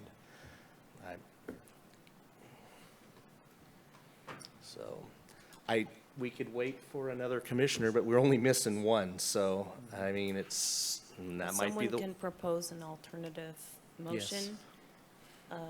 But just to be clear, are there any commissioners interested in looking and reducing the expansion, for example, or is that not something that would change anything? I would be interested in hearing that. Go ahead, Thomas. So for me, this was a hard project, reading through it, and I think we got 40 or so emails coming through, and the light pollution is the one that got me. And the reason with the conditions that were put on the project, that's why I was supportive of because basically I see it as it's 2 to 7 years till they get PG&E. So this expansion realistically isn't even going to happen for 2 to 7 years, in my opinion. I could be 100% wrong. Exactly. So if they would either follow the rules for the next couple of years and eventually get that expansion, or they don't follow the rules, and then there's a potential of the whole permit going away. That's why I wanted that last language included, and that was basically why I was in support of it. It's like, hey, you get a chance, maybe there was potentially mistakes, maybe there wasn't, but it left it open and it protected the neighbors, I felt, and that's why I supported the motion the way it was. Because before that came up, I was kind of on the majority of the other way, which... I agree with that, and I think that, given that it will be probably 10 years at least, that's a big factor, but there is the opportunity for them to add the solar arrays to kind of circumvent that as well. So that is one issue. My main concern, and I didn't feel very strongly about this particular vote either, I was a little bit conflicted, was that I didn't feel it was fair to target one particular person when our concern is overall light pollution. I really am encouraged to hear that the county's going to be moving more in that direction. I hope that happens really, really soon. And then we will be able to monitor that. So that was where I was what I was thinking with this one. I see Cliff he put his hand up a minute ago, so go ahead, Cliff. Well, maybe he took his hand down, so all right. Sorry about that. Go ahead, Tom. Sorry, Chair Bongio, Sure. can you hear me? Yeah, go ahead. Yeah. One of the things that occurs to me is that the concern here seems to be that they might be using other lights that are not fluorescent. And our site visit did find fluorescent lights that were not currently in use, but it seems that it might be appropriate to add a condition, and I don't know if this would help some commissioners, but to add a condition that they allow for a no notice inspection at any time, and if lights that are not fluorescent are found, the planning department will bring it forward for revocation. I'd be interested in hearing language such as you mentioned added. I would potentially be willing to support a motion such as that.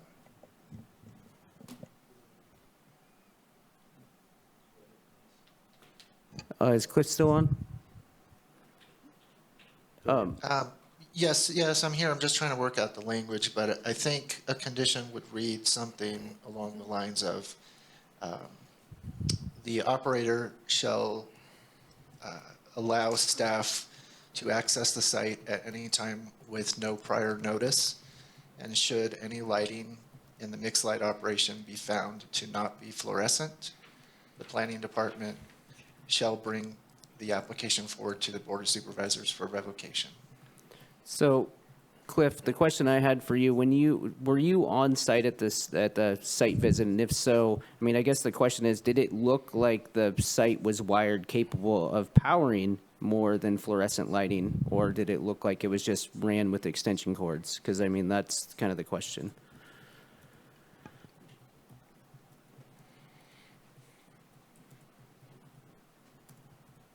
Do you have an answer to that, Cliff? Or? Okay.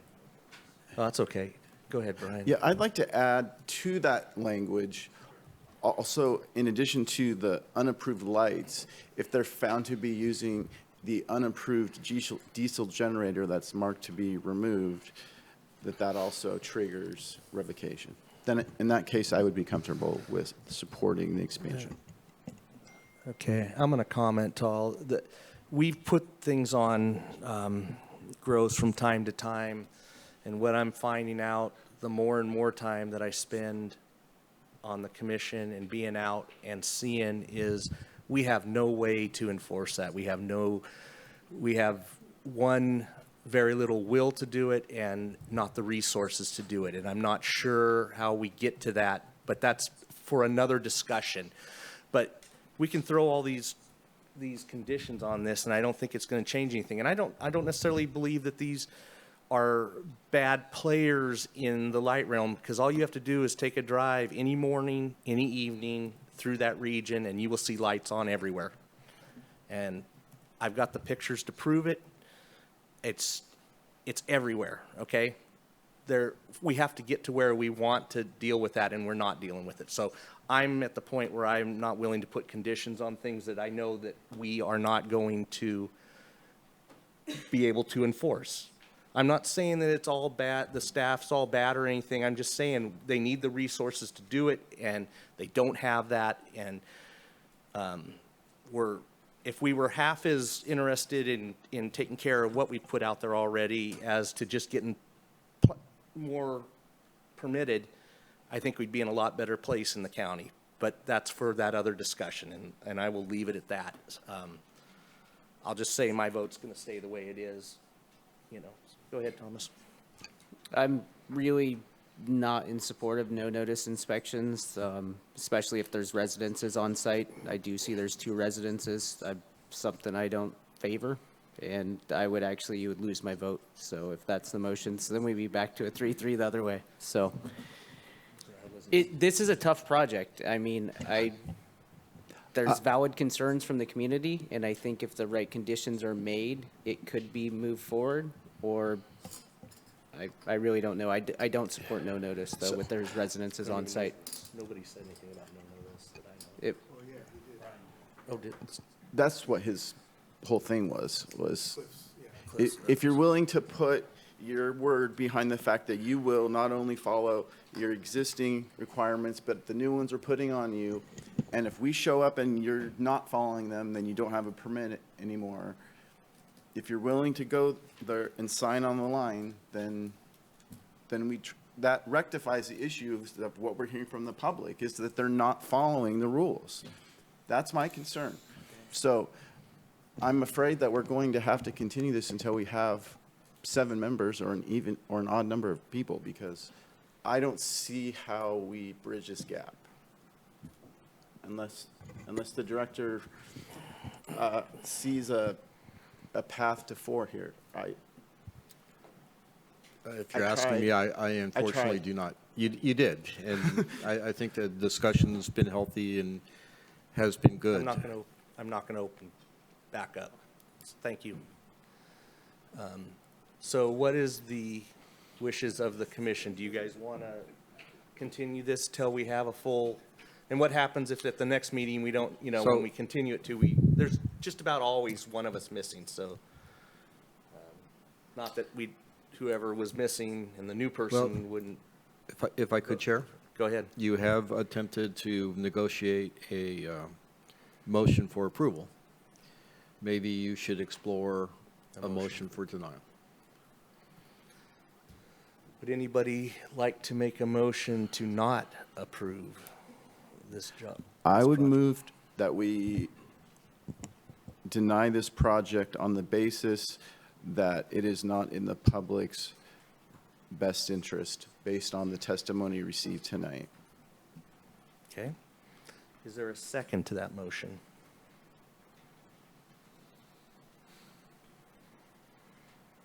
Seeing none, motion dies for lack of a second.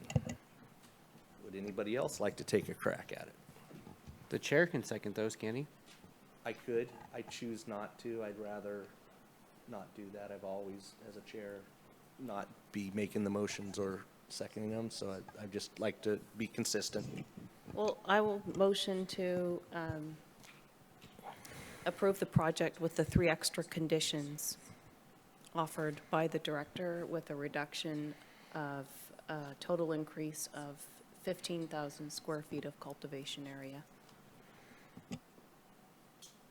Okay, have a motion? Can I just ask clarifying? So in addition to the conditions that we've discussed, you're adding a condition that we reduce the expansion by 15,000? Okay. Does that include the inspection provisions that Cliff postulated? No. Okay. So basically it would be like the motion that I made, but with 15,000 less square footage. Yes, and with the optimistic presumption that the enhanced monitoring will be occurring very shortly on a wider basis as offered by the staff. Okay. Well, I'll go ahead and second that for the sake of discussion. Any further discussion on that? Go ahead, Director. I just want to make sure that I'm understanding the motion. Me too. So the motion is to allow a 15,000 square foot increase over what exists. That's it. It's not up to an acre. It's just 15,000, an additional 15,000 square feet. And that's right, and that is opposed to what is listed as a total increase of 34,260 square feet. Okay. Thank you for that clarification. And then it would include a modification to condition number 5.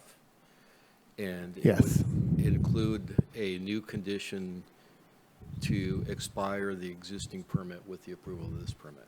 Yes, and the clarification that was offered in response to Commissioner Mulder's question regarding retiring the old permit. Yeah. Okay, sure. This is where buttons would be great. All right. We have a motion and a second. Any further discussion? Okay, Tripp, you're up. Noah Levy, Yes. Alan Bongio, No. Thomas Mulder, Yes. Mike Newman, Yes. Brian Mitchell, No. Melanie McGaver. Yes. All right, good work. So we have a motion that carries 4-2. We got through that. So the project is approved with those conditions. Usually we take a break a long time before this, so we're going to take a 5-minute break, and then we will come back, and I believe we're on Blocksburg Farms, Family Farms. All right, thank you.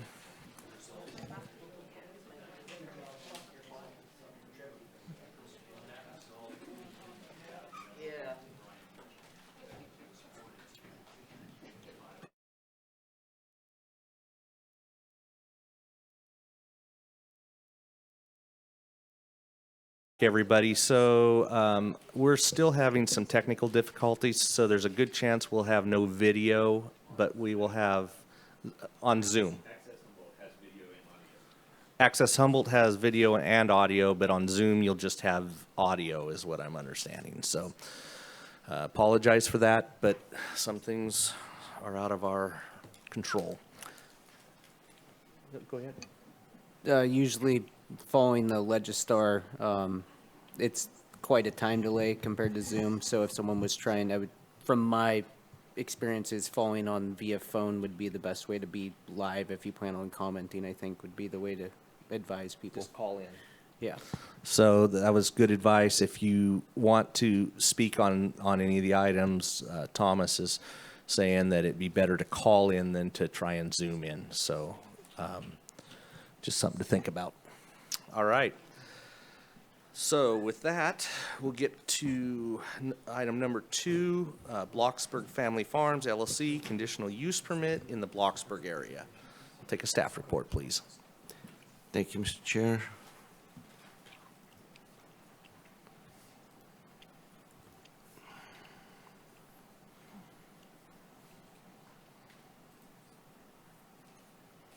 Go ahead. There we go. Thank you. I thought you were looking at me waiting. No, thanks.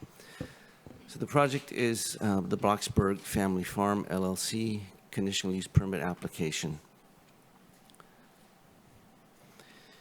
The project site is in the southeast quadrant of the county in the Blocksburg area,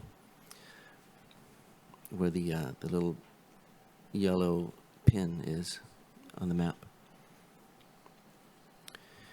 And this is the project parcel. It's 1,221 acres in the Blocksburg area on the east side of Alder Point Road. The project includes an existing garden by interim permit for 16,800 square feet of outdoor cultivation and limited ancillary facilities in support of that. And the proposal is to increase that with 6 acres of cultivation and approve the existing garden for 6.39 acres of cannabis, which includes 3 acres of full-term outdoor and 3 acres of light deprivation, and a multi-use processing building of 7,200 square feet on the footprint of a burned-down barn.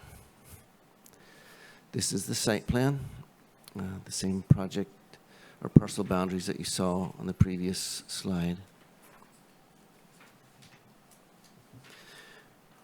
The water source is mainly one rain catchment with a 1 million gallon rain catchment tank, 2.2 million gallon rain catchment pond, and an existing non-diversionary well that would be used in phase 1 and possibly partly during phase 2, but would not be relied on because of the 2.2 million gallon catchment pond will be in place by phase 2.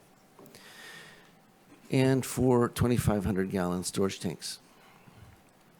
The use of water by phase 3, a total of 3.2 million gallons of water storage will be in the tanks and the ponds. One large pond, which is expected to exceed the use annually by 52,000 gallons, so there'll be a surplus of 52,000 gallons.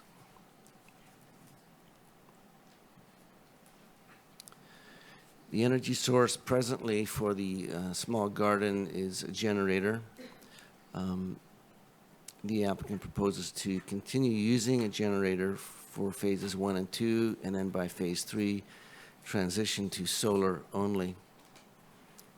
The staff understands that the commission has in the past favored all new propagation and processing to be fully renewable. So a condition of approval, number 22, has been added for that. That would allow solar only for new. The applicant requests that this not be included. This was during discussions with the applicant that the project would not be economically feasible to build out the first 2 phases without a generator.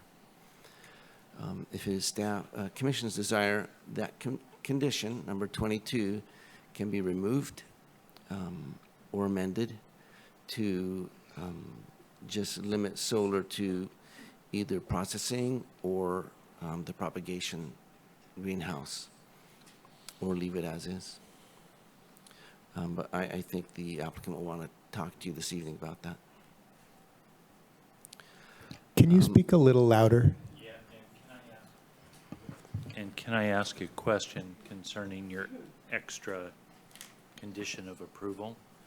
Is that A22, B22, or? I think it's A22. You just said 22? Yeah, A22. I'm pretty sure. I'm sorry, just if you would hold on a moment, I'll tell you.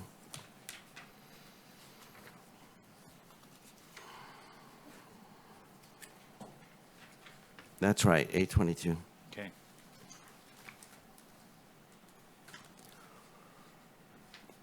Right now, there are 6 employees, or at least for phase 1, rather, there will be 6 employees, and with phases 2 and 3, as the larger grows come online, there'll be up to 25 employees. Am I speaking okay now? All right. There will be a van pool, 1 or 2, if needed. Passenger vans will be provided to bring employees to the site. And this was also found to be a mitigation measure, and it's a condition of approval. Access to the site is via Alder Point Road and a private driveway off of Alder Point Road. And all the land is owned by the property owner for this project and the parcel between Alder Point Road and this project. So it's a private driveway. The driveway and Alder Point Road meet all of the fire safe standards, and the route is consistent with the countywide evacuation plan. A concern was raised that that's a lot of people working in a remote area, but there are vans to take them out, so there won't be roads congested with staff getting out. And Alder Point Road is consistent with the evacuation plan adopted by the county. Environmental review, yes. Where would the 25 employees be parking that they'd be meeting the van pools at? In the urban areas of the county, from Eureka south to Garberville and around the van. That was the proposal, and it's been made a condition of approval that a van will retrieve them and return them home daily. From their homes? Yes. Okay.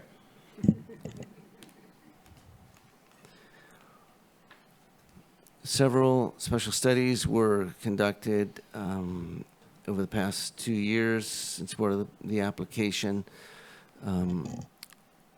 All of the biological, botanical, wetlands, and surface and groundwater studies and the findings are consistent with CDFW's concerns, and the project biologist and groundwater hydrologist worked with CDFW staff.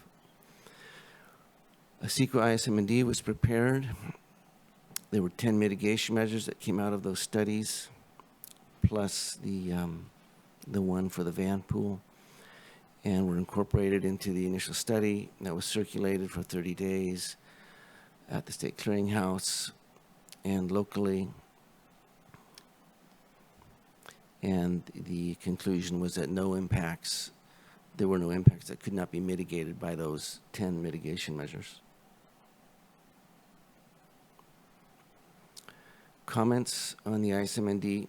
A comment was received from one state agency just apprising staff and the applicant that the project is subject to the permitting requirements of the water boards. There were comment letters received from, that's all of the agencies that responded.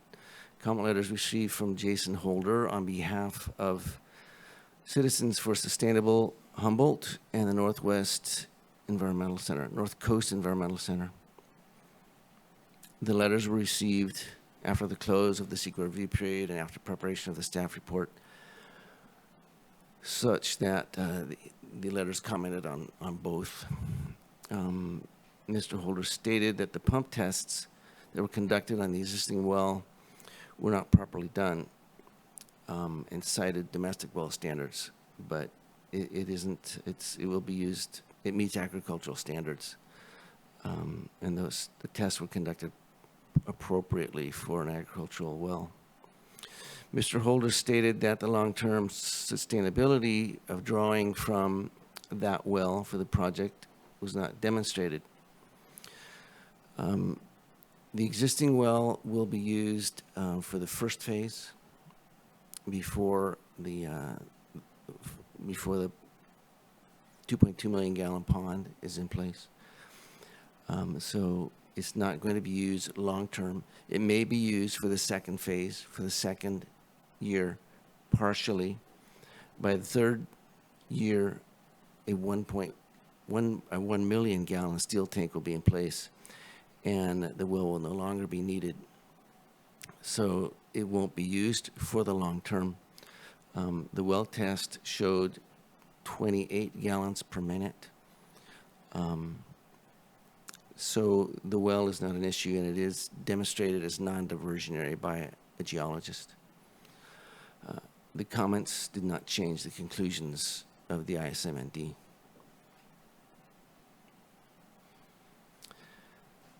Staff recommends that the Commission consider the mitigated negative declaration that was prepared for Bloxburg Family Farms, and together with comments received by the state agency and the public during the process pursuant to the guidelines, make the findings in support of the mitigated negative declaration, adopt the mitigated negative declaration and the mitigation monitoring and reporting program, make all the findings for approval of the conditional use permit, and approve the Bloxburg Family Farm conditional use permit as recommended and subject to the recommended conditions of approval. That's the staff report. All right, thank you. No ice. Thanks. Yeah, I do have a couple of questions. One pertains to the what you were just saying about the use of the well. My read of the staff report said that CDFW had requested a condition specifying that cultivation in Phase 2 not be permitted until after the rain catchment pond is complete, and that this was added as condition 23, correct? And that the applicant was fine with that. Yes. But that would seem, my understanding is that implicit in requiring the rainwater catchment pond to be in place prior to cultivation of Phase 2 is that cultivation in Phase 2 would rely only on rain catchment and no longer rely on the well.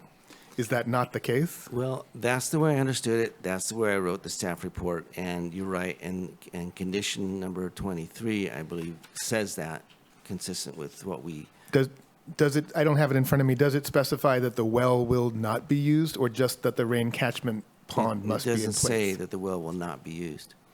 So, reading my own staff report today, I added what you saw on the screen, that it looked like the well might be used in Phase 2.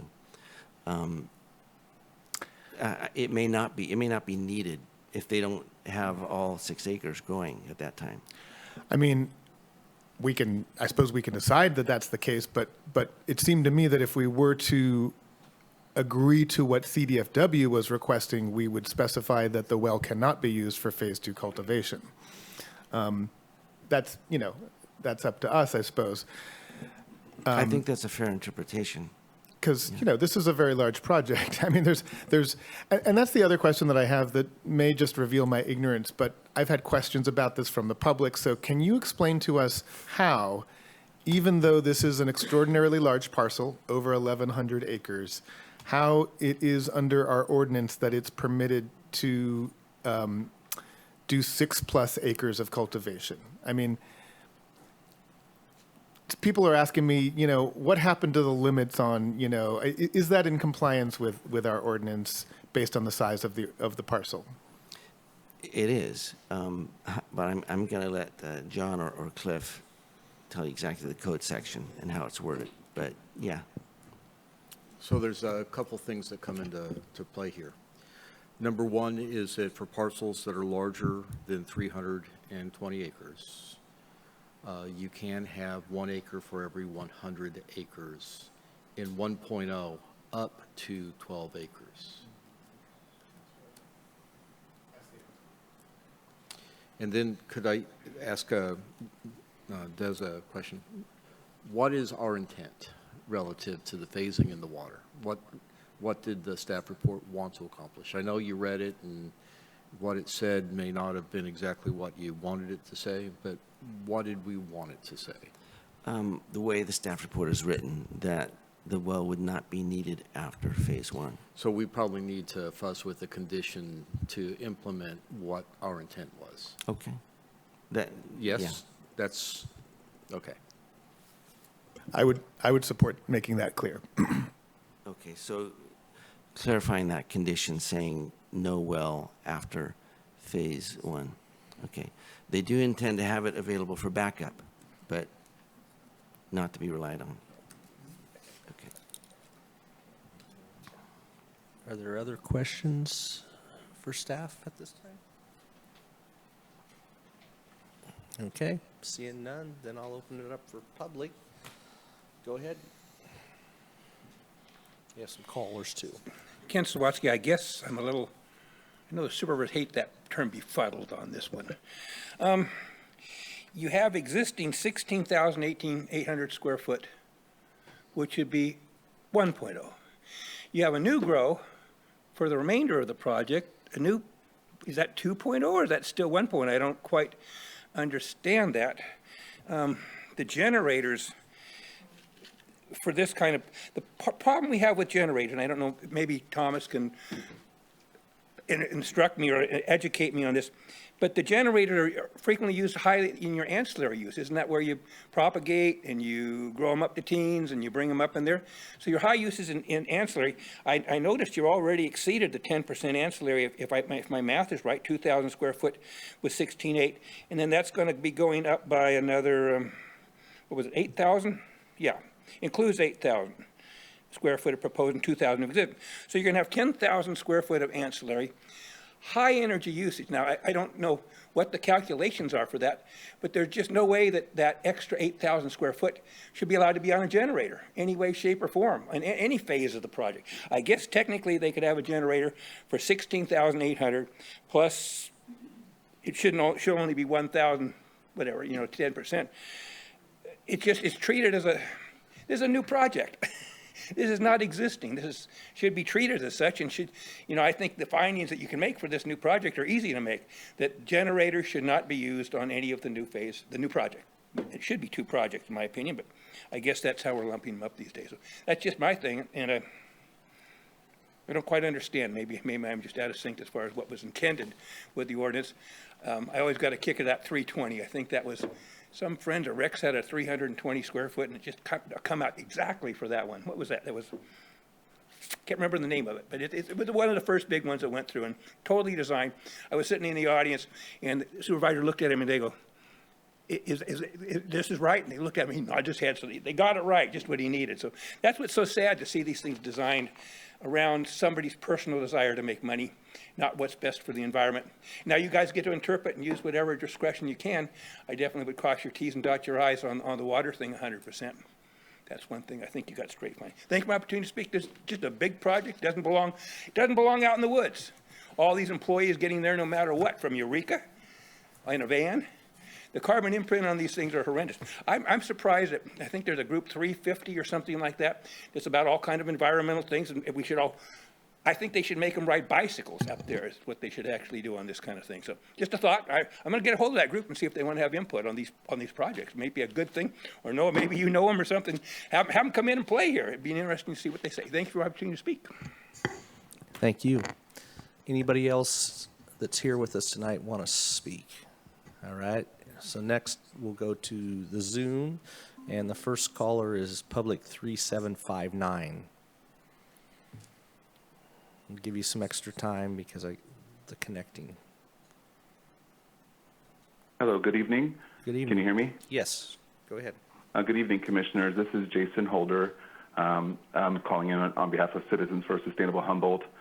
And I just thought I'd call in and explain a couple of things that I attempted to address in letters submitted concerning this project. Our clients raised concerns regarding water use and the use of wells. And I just listened to staff's presentation, and I thought I'd just kind of clarify some things with respect to the well completion report and what's revealed there.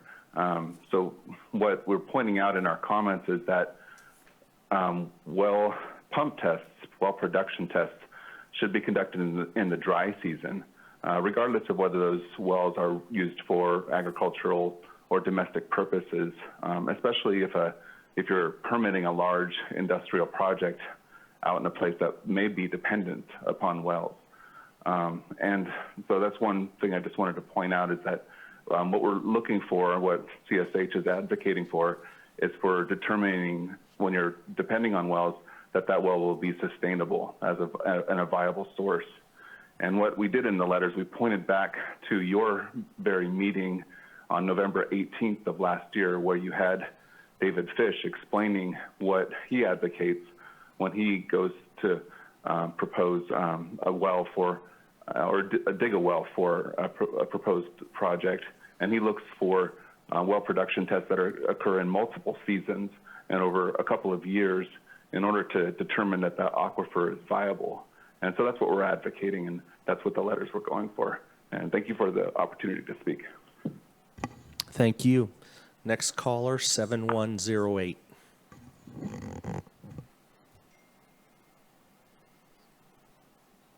Yes, this is Bonnie Blackberry. First, I want to say the Watershed Map, the planning Watershed Map, I look at where the arrow is, and it's off of Highway 101 up by Scotia. So it doesn't identify where it's at, but I have a pretty good idea. And there's a lot of new or pending in that area. And it would be good to know the size of the other project there in the Blacksburg, Alder Point area. And the road, well, Alder Point Road isn't even marked. But let me see. My understanding and what you just did in the past permit is that if you have your existing interim or whatever it is under 1.0 and then you expand under 2.0, then the whole operation is under 2.0. Not part of it's 1.0 and part of it's 2.0. And the 2.0 ordinance says that the energy source must be exclusively renewable. Those are the words that are in the ordinance. And so this idea that they're just going to use generators just doesn't fit in with the ordinance at all. This whole thing with 25 workers that they're going to bus from Eureka or I don't know where. Just does, I mean, that's a really long ride to get to work and get home, and really question how feasible all that is. And I am concerned about the amount of water and the size of this operation. Just seeing in the paper, actually in Bloxburg, there's a new listing for a grow there, a cultivation, 80 acres in Bloxburg with a 53,000 square foot permitted that's for sale. What's happening is the market's crashing. People are losing their farms. 10 seconds, Bonnie. 6 acres of new is just pure craziness. And this is in the driest part of the county. Let's not forget climate change. Your time's up. Drought. Thanks. Thank you, Bonnie. Is there anybody else who wishes to speak? I just have a, oh, sorry. Go ahead. Just a technical request. I'm not sure who to ask, but is there any way to make the speaker louder for the call-in? I've had some trouble hearing some of the call-in speakers. So I just wonder if we can make it louder on our end.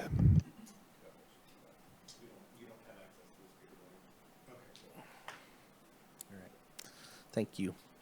The next caller is Prairie Moore.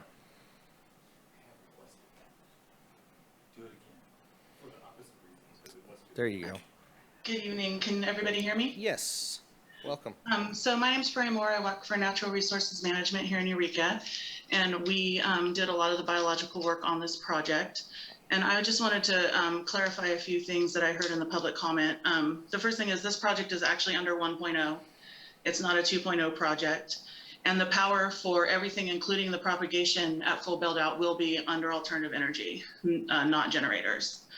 And the employees, the plan is to source them as locally as possible. And there has already been interest to the owner to work on this project from people that live right in Bloxburg. I think some people mentioned, you know, the fact that that there are quite a few people in the hills right now also looking for work. And then the last thing I just wanted to bring up is that I actually was the one to communicate directly with Greg O'Connell at CDFW on the water use, storage, and well. And what Greg asked for was that the project not move beyond phase 1 until the rainwater catchment pond was built. And then at full build out, within 2 years of full build out, that the rainwater catchment tank be built. So phase 1, rainwater catchment pond, then full build out, and then within 2 years, that 1 million gallon rainwater catchment tank had to be built. But never in any of our discussions did he say that that the well then could not be used at all. And the intention of the project is to use the well then just as backup. So I hope that helps clarify a few things. Thank you so much for your time. Thank you. Next caller is 7224.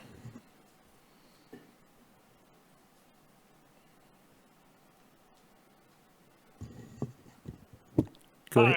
Hi, I'm Tommy Bint, and I do not approve this project. It's another mega grow that is slipping through the cracks.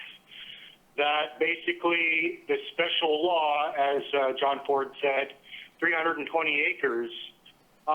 This is definitely kind of funny business from the beginning, because it was pretty clear when legalization was happening and everybody was talking about it that it needed to be limited, and we were legalizing it to take out and just straighten out the big grows that were doing dirty work.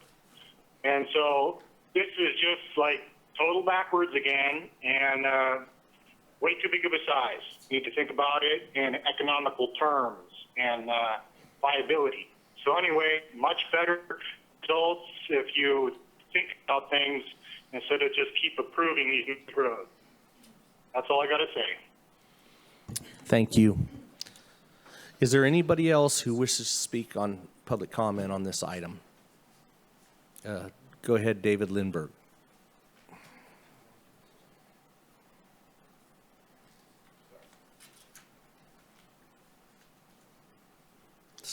There you go. Now, can you hear me? Yes, go ahead. Good evening. I'd like to address the sustainability issue for the well, the questions raised about that. This property is over 1,200 acres. It's in an area where the soil survey reports 60 to 90 inches of rain a year. If we want to look at that, say 10% of that 60 inches will infiltrate in a given winter. 10% of the rain soaks into the ground, the rest runs off. Then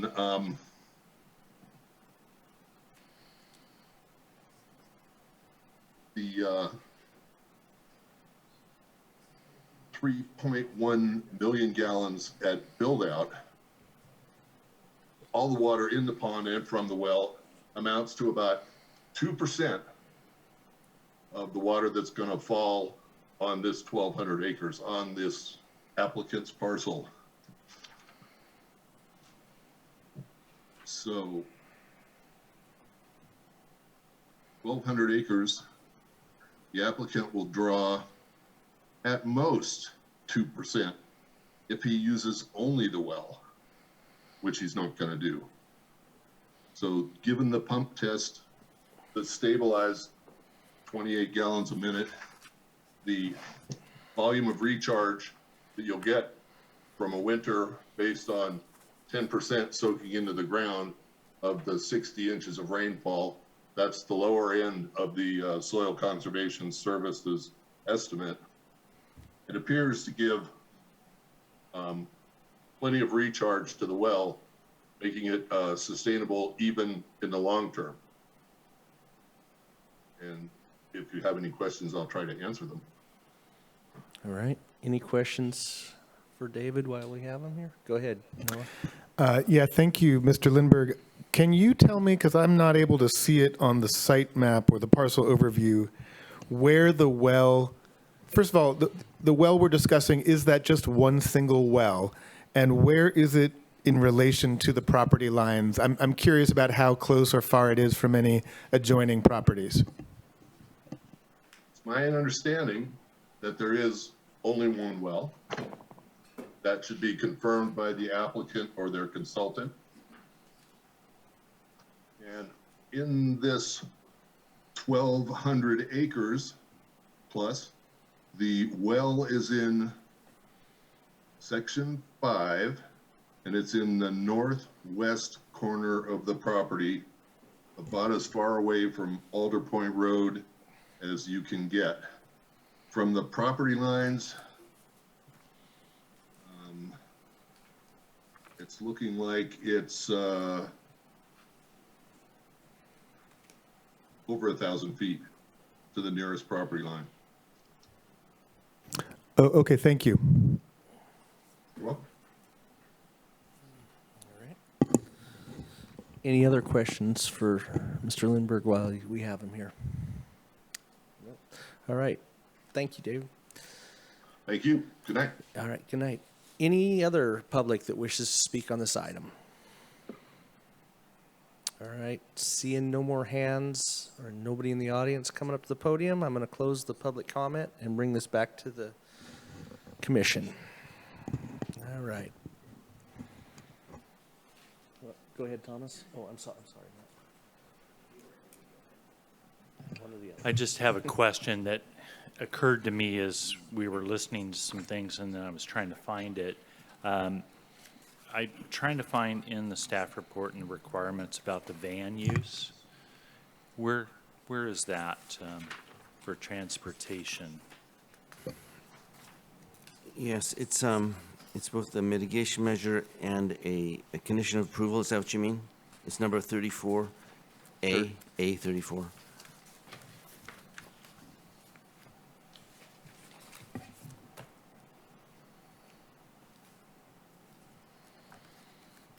Okay. I just wanted to make sure that the applicant knew, or if staff knows too, when you require something like that, that means that those employees are counted as employees from the time they get in that van, so that they should be compensated for that time that they're being transported? Because if it's a condition of requirement like this is, that they would need to be made aware that that is part of their hourly time starting right there in the van. Is that made known? Did you? No, I wouldn't have expected that would fall within our purview. Yeah, I don't think that's something that normally we regulate, frankly. That would be under labor law. Right, and it has been shown that when there is a van or company vehicle that is required to be used, that employee then is on the clock, so to speak, starting when they're required to drive or ride in that van. Okay. And elsewise, workers' comp and all of that sort of stuff starts on that clock as well. So I just wanted to point that out as something that, if that's going to be a condition, especially if there's going to be more of these coming down the road, that might be needed to be conveyed at all, or at least the public needs to be made aware of that. So they can calculate that in on their business plan. Thomas was next, I'm sorry. So I've heard lots of different comments and read lots of comments about this, but I go back to that it's 1,200 acres. So I just did simple math. It's AE, 60 acre minimum. That could be 20 different parcels had it been subdivided 50 years ago or whenever. So that could be up to 20 acres of cultivation over this area. So then when I do that, I'm like, okay, it's a little more than a quarter of what could potentially be there if it was like some of the more highly developed areas that we look at these different maps, the watershed maps, and there's some of those areas where it's pink, pink, pink, mostly pink, and then, some of those abatements in there, but the whole watershed. So that concern of mine, when I look at it that way, kind of is mitigated. And then I look at it as, the generator use. This is a 1.0 application, so, I dove into that and was thinking about that. Technically, you remember back 2 years ago, there was that 1.0 application for mixed light that was north of here. I think it started with an O or something like that. That was potentially in that project was mitigated down, but this is not a heavy, intense use, electrical use, what they're trying to do, and they are proposing to phase it in. And I think it would be a fair assessment to allow someone to phase in. I think that the well use needs to be clarified, because it did sound like DFW was okay with the well use as long as there was through the different phases from the testimony we received. So I would have a concern of, if DFW was okay with it, to say you can't use the well at all. And you think back, as far as this is 1,200 acres. So the water use is over that 1,200 acres. And just a question, there's all these letters that we keep getting from this firm, and they're commenting about the water production testing. And the way I'm reading it, maybe I just don't read it right, but what they're bringing up is if you are subdividing those rural lands. So I think we would be implementing that well production test during those times had they wanted to put this into 20 60-acre parcels that could each have an acre of cultivation. But maybe I'm reading that rule wrong. Thank you. Melanie, you had your hand up. Yes, thank you. I also wanted to raise the issue of the well in terms of it being needed at all, because we heard the applicant say that they considered the well more as a backup. And so I think that the applicant and we might be comfortable removing that entirely and having them rely on their water collection, water storage. And then I had a question regarding the transportation. I was just wondering, I should ask it earlier, but if there were any preliminary studies or surveys to look at where potential employees might be coming from, because obviously it does sound a bit almost fantastical to be driving all over the Humboldt Bay region to pick people up and bring them up there.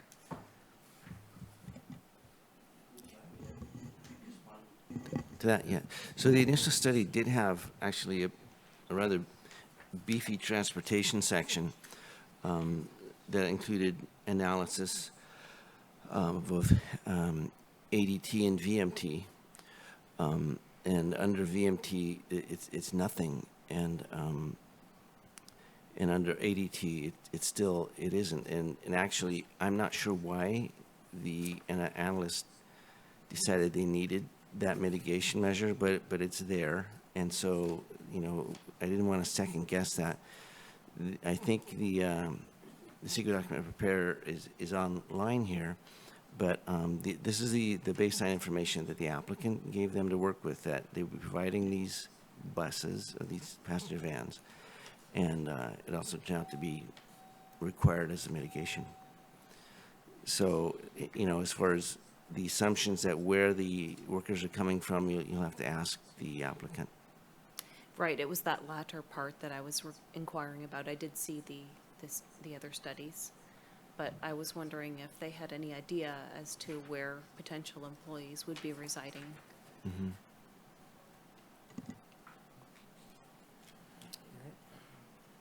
Go ahead, Brian. I think I find it conflicting in the staff report when it says staff is recommending a condition of approval for renewable energy to be established before any new expansion of cultivation.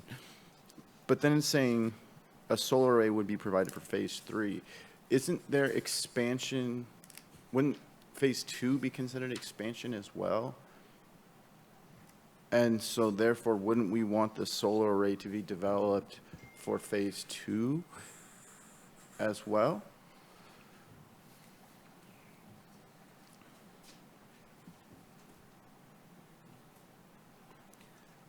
I'll go ahead and jump in there through the chair. I think what you're seeing is that the applicant has a proposal, which is that they would move to solar on phase 3, and staff is recommending a condition of approval that they would have to rely on alternative energy from the very beginning of the expansion. So we're not in agreement with their proposal. We're actually recommending a condition of approval that goes further than what they're proposing. And which condition number is that written in right now? 22. Okay. 22. So they don't want 22, but we put it in anyway. Okay. That's right. I'm with you now. Thank you. All right. Any other questions for staff? Well, where are we at with this one?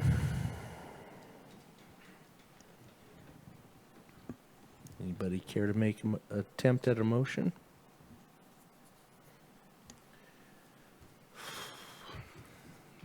I'll try. Okay. I would move to adopt the resolution to Vine that the Planning Commission has considered the mitigated negative declaration prepared for the Blocksburg Family Farm LLC project, together with all comments received during the public review process pursuant to Section 15074 of the state CEQA guidelines, make the findings in support of the mitigated neg deck, adopt the mitigated neg deck, and the mitigation monitoring reporting program.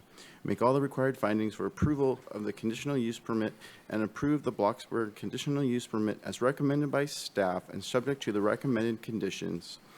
And that includes the language of saying that once the additional rain catchment and that is built out, that the well will stop being utilized. That's my I think the applicant actually said that they saw it more as a backup even from the beginning. So I believe we could remove it entirely. I'm okay with actually, that. I don't think that's correct. I think they need it for phase one.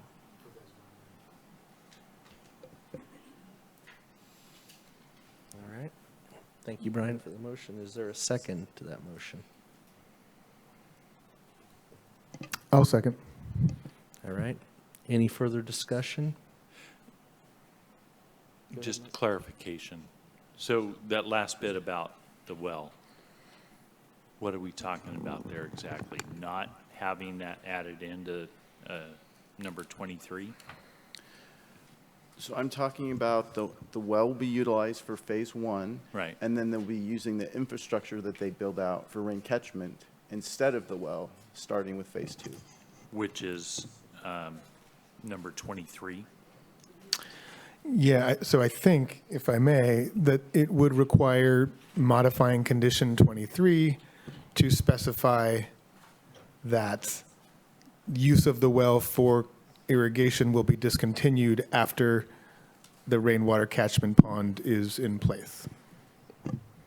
So that's added into that condition 23, and that's part of the motion. Correct. Okay.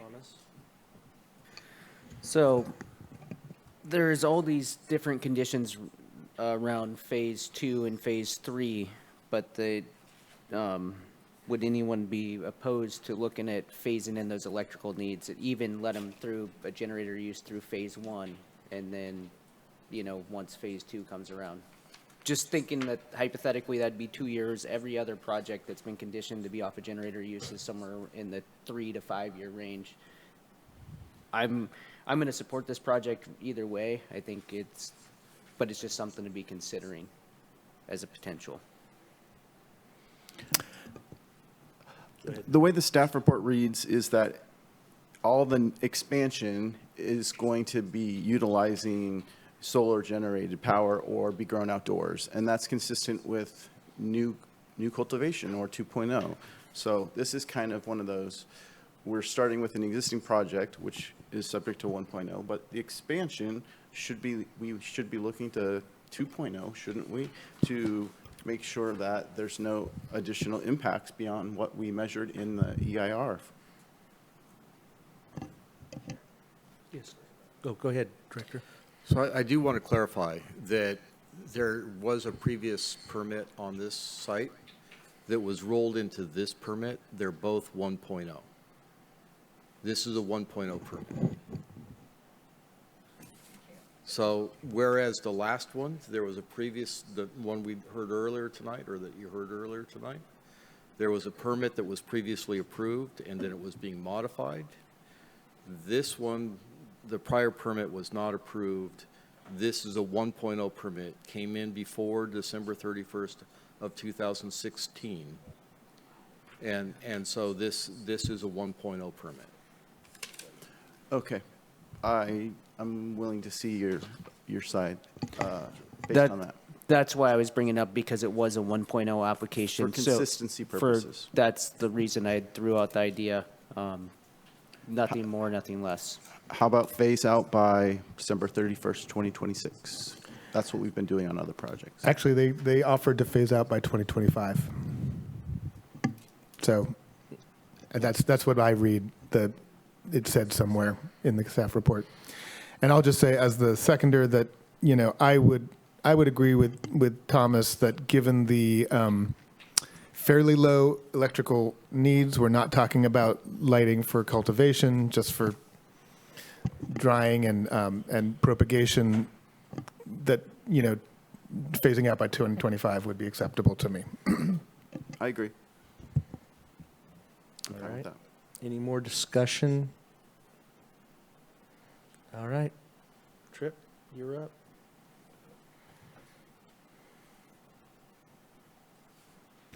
So just to be clear, we're altering the motion that was made slightly with regard to condition of approval 22.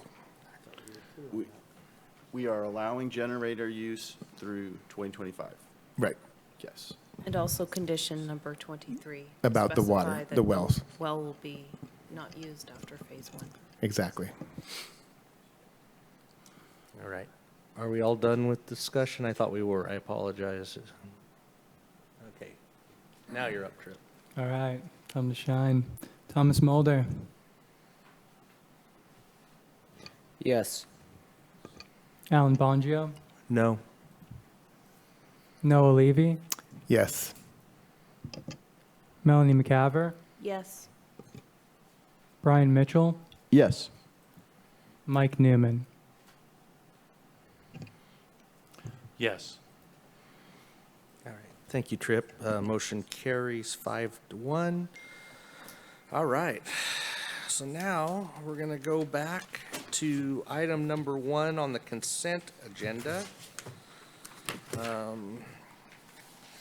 which was, excuse me, MDRV Realty Holdings LLC conditional use permit and special permit in the Densmore Mad River area.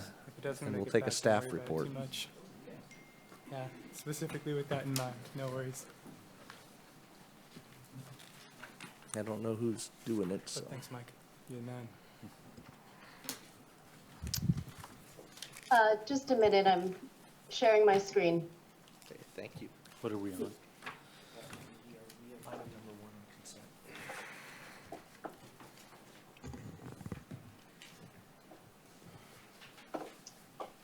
Okay, just a minute.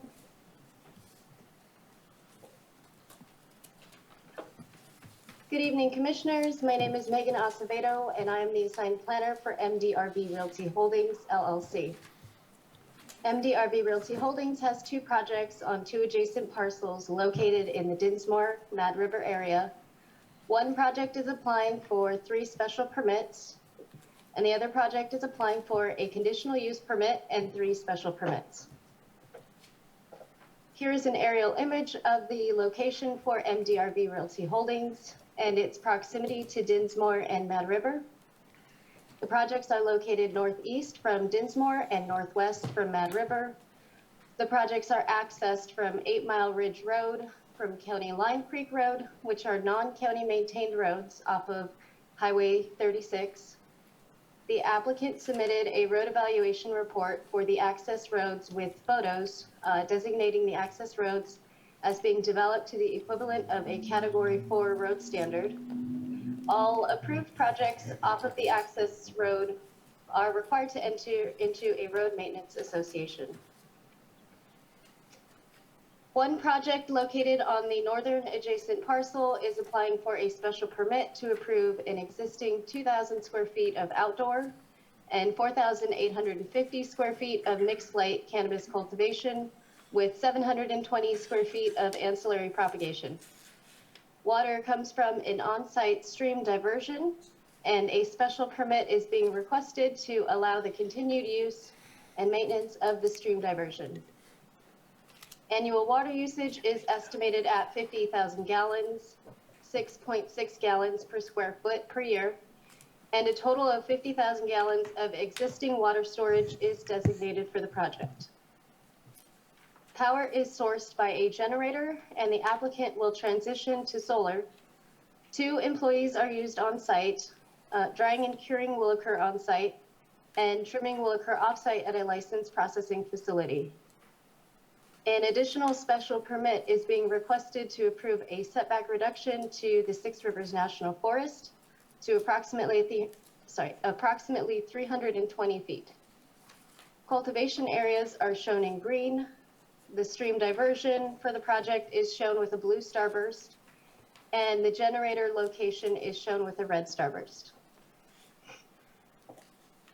The other project located on the southern adjacent parcel is applying for a conditional use permit to approve an existing 14,450 square feet of outdoor and 3,600 square feet of mixed light cannabis cultivation with a 1,480 square foot ancillary nursery. Water is sourced from a spring diversion on site, and a special permit is being requested to allow the continued use and maintenance of the spring diversion. The applicant estimates using approximately 150,000 gallons of water annually, 7.68 gallons per square foot per year. There is a total of 150,000 gallons of water storage designated for the project. 2 employees will be used for project activities, Drying and curing will occur on site, and trimming will occur off-site at a licensed processing facility.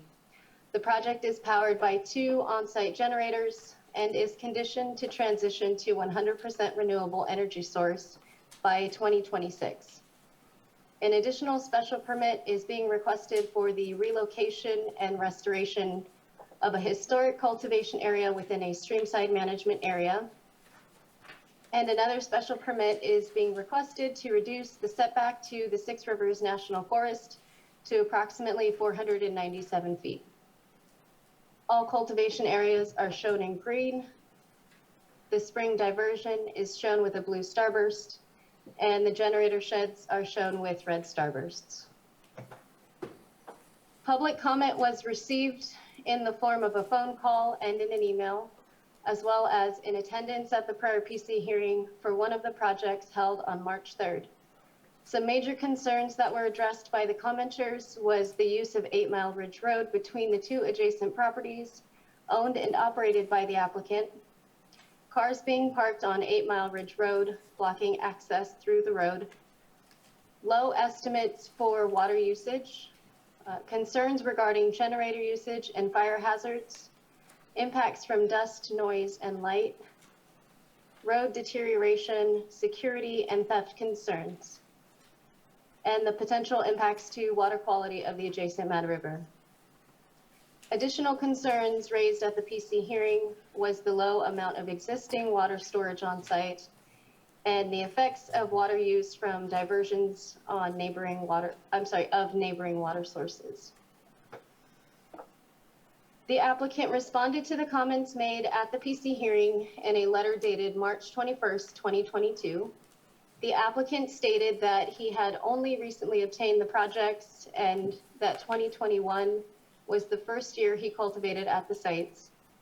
He stated that the issues concerning theft allegations and noise and light pollution may have been from the previous applicant, and stated that 2 employees are utilized at each site, which do share the work for both projects.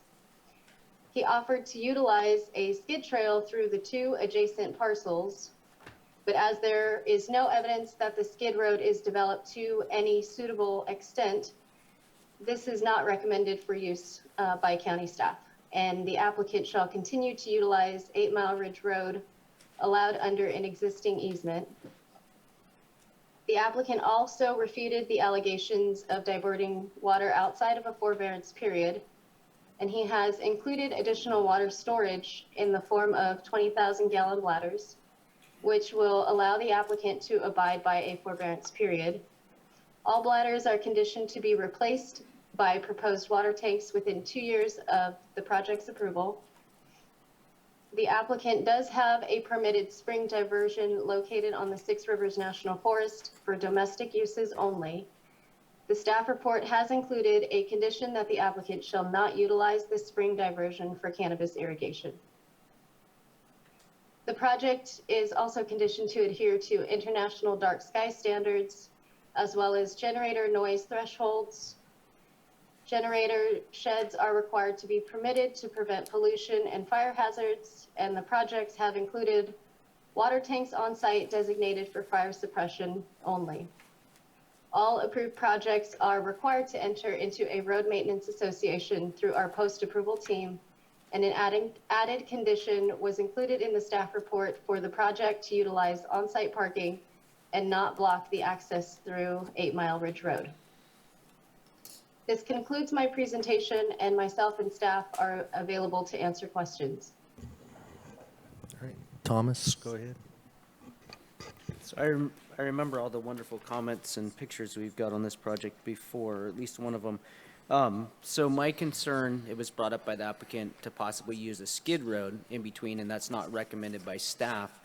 But being as they brought it up, I don't see a condition that they wouldn't utilize that in between without it being evaluated. And to piggyback on that, I was kind of, I don't know, I'm kind of confused, like the SMP or like the road standards, I'm not seeing a whole lot. And this one I remember then got reminded when I looked at all these pictures from neighbors that the roads are in I can't think of the proper term, but not the greatest environmental standards would be the words I would use. Any other questions? Go ahead. Well, the reason I pulled this one is because when I was reading through it, it basically was saying that the owner refuted everything that we heard at the last meeting, but there was a lot of public outcry about the traveling back and forth over their road and, blocking the road, and it somewhere said that they didn't think that there was any residences nearby, but the previous speakers said that they lived there. So it feels like we're just relying on what the owner's saying. Did we actually go out there and see if there is a house there? I mean, there either is or there isn't.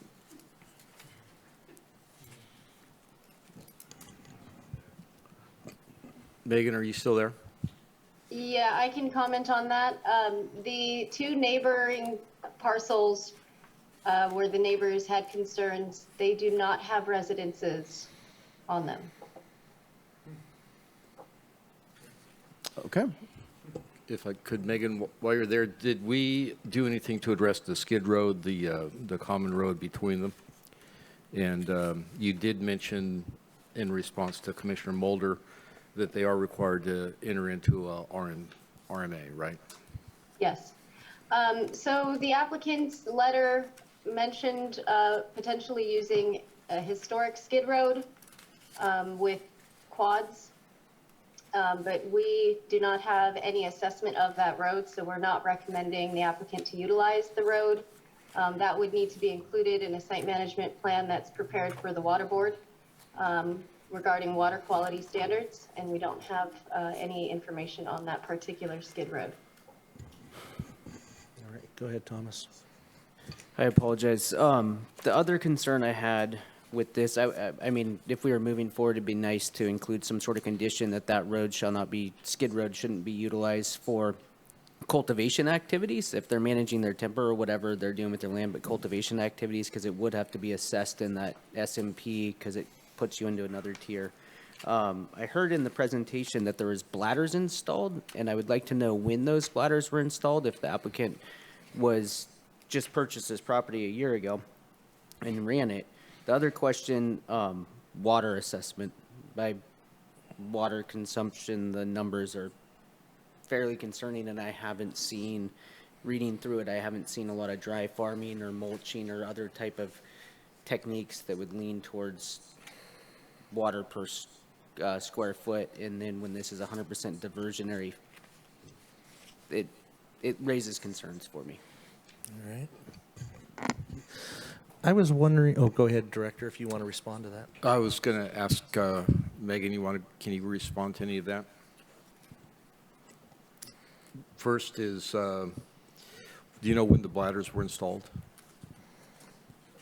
I'm actually not sure if they're already installed, but we did have communication with the applicant and their agent regarding the allowance of bladders to increase their water storage on site. And we did say that they can add the bladders as a temporary solution, which will be replaced by proposed water tanks. Okay, and then... And I do know that the applicant is currently not planning to cultivate, I believe, on both sites for this year. So they have submitted a cannabis cultivation reduction form. So I don't know if that helps with concerns about the diversion and the water storage. And the water usage numbers didn't seem to strike me as low.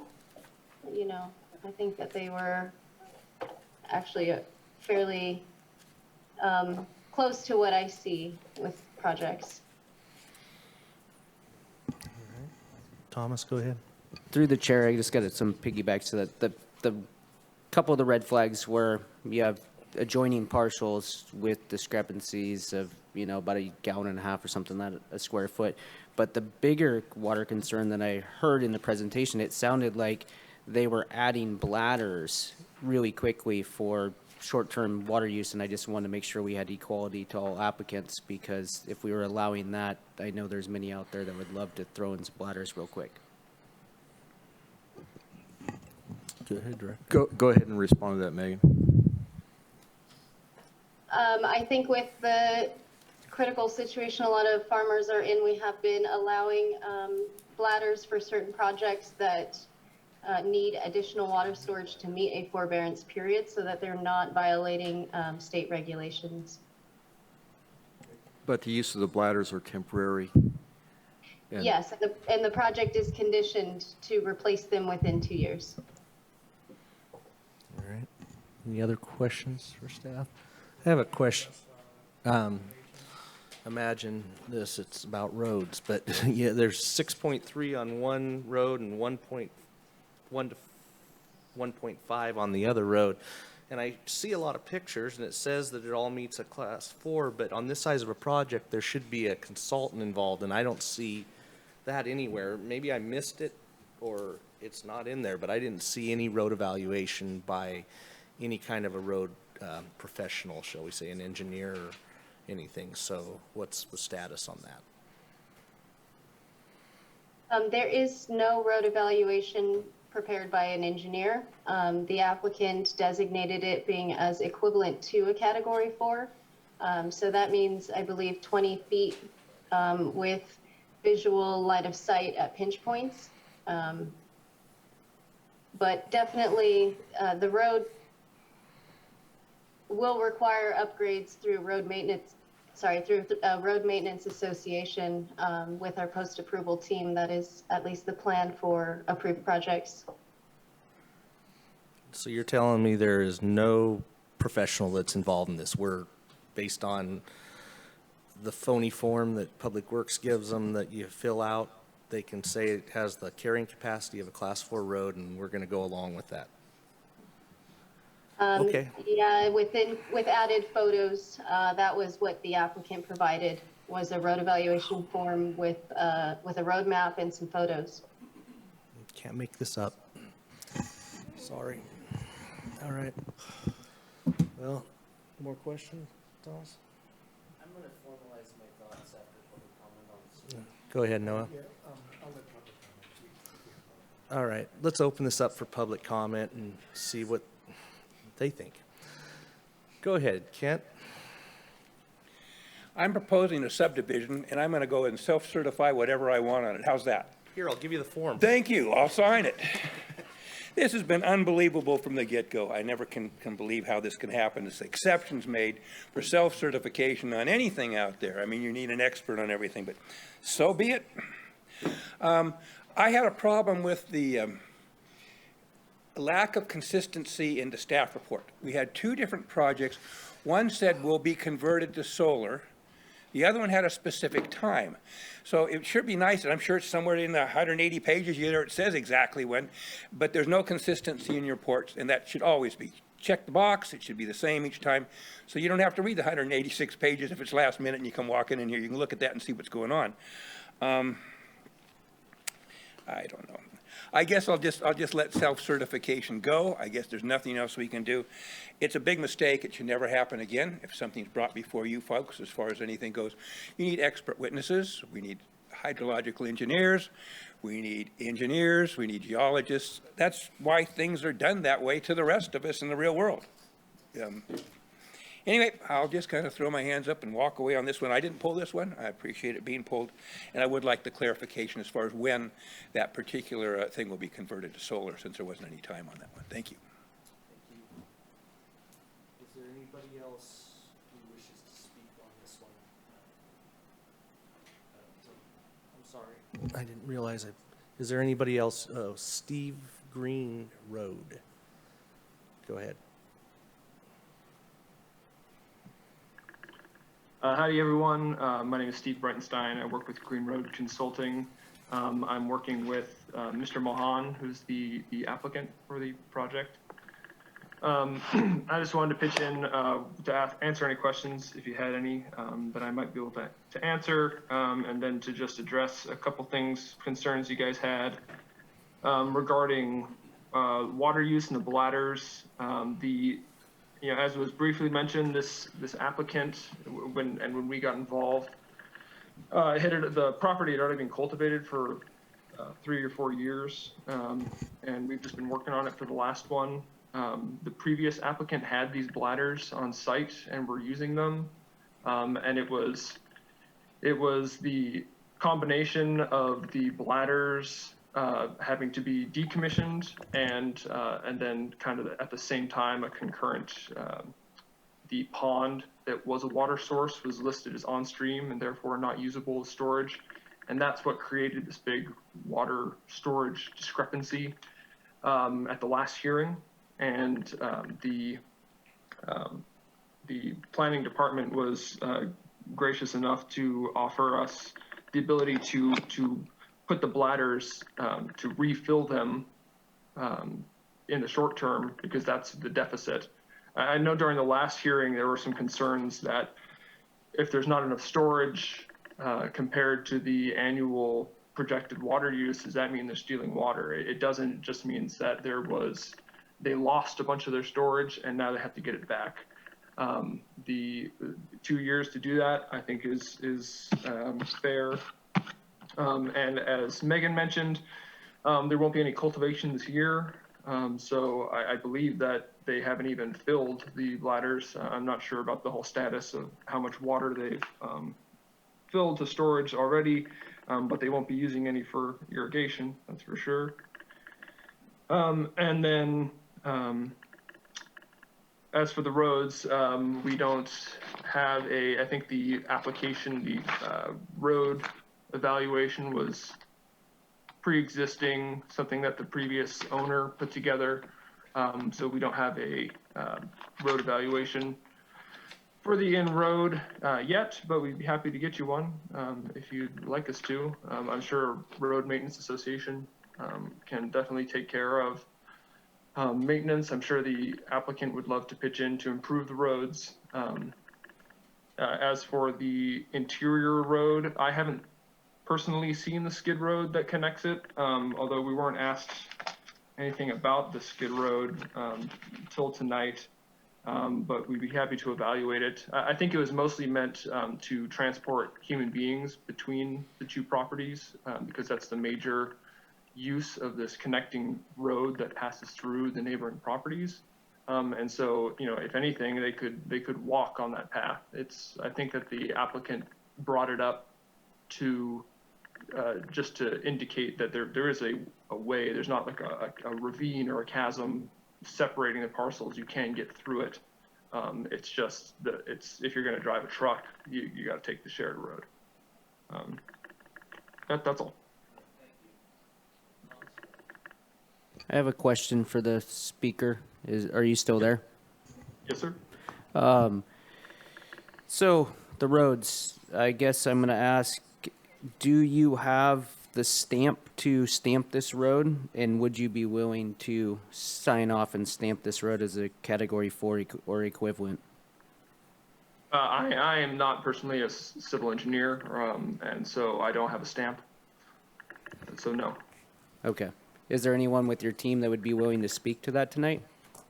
Not tonight. We have a licensed civil engineer in the office, but like I said, he hasn't been out to look at the road.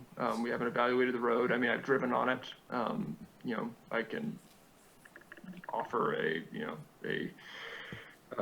informal evaluation, but not this time.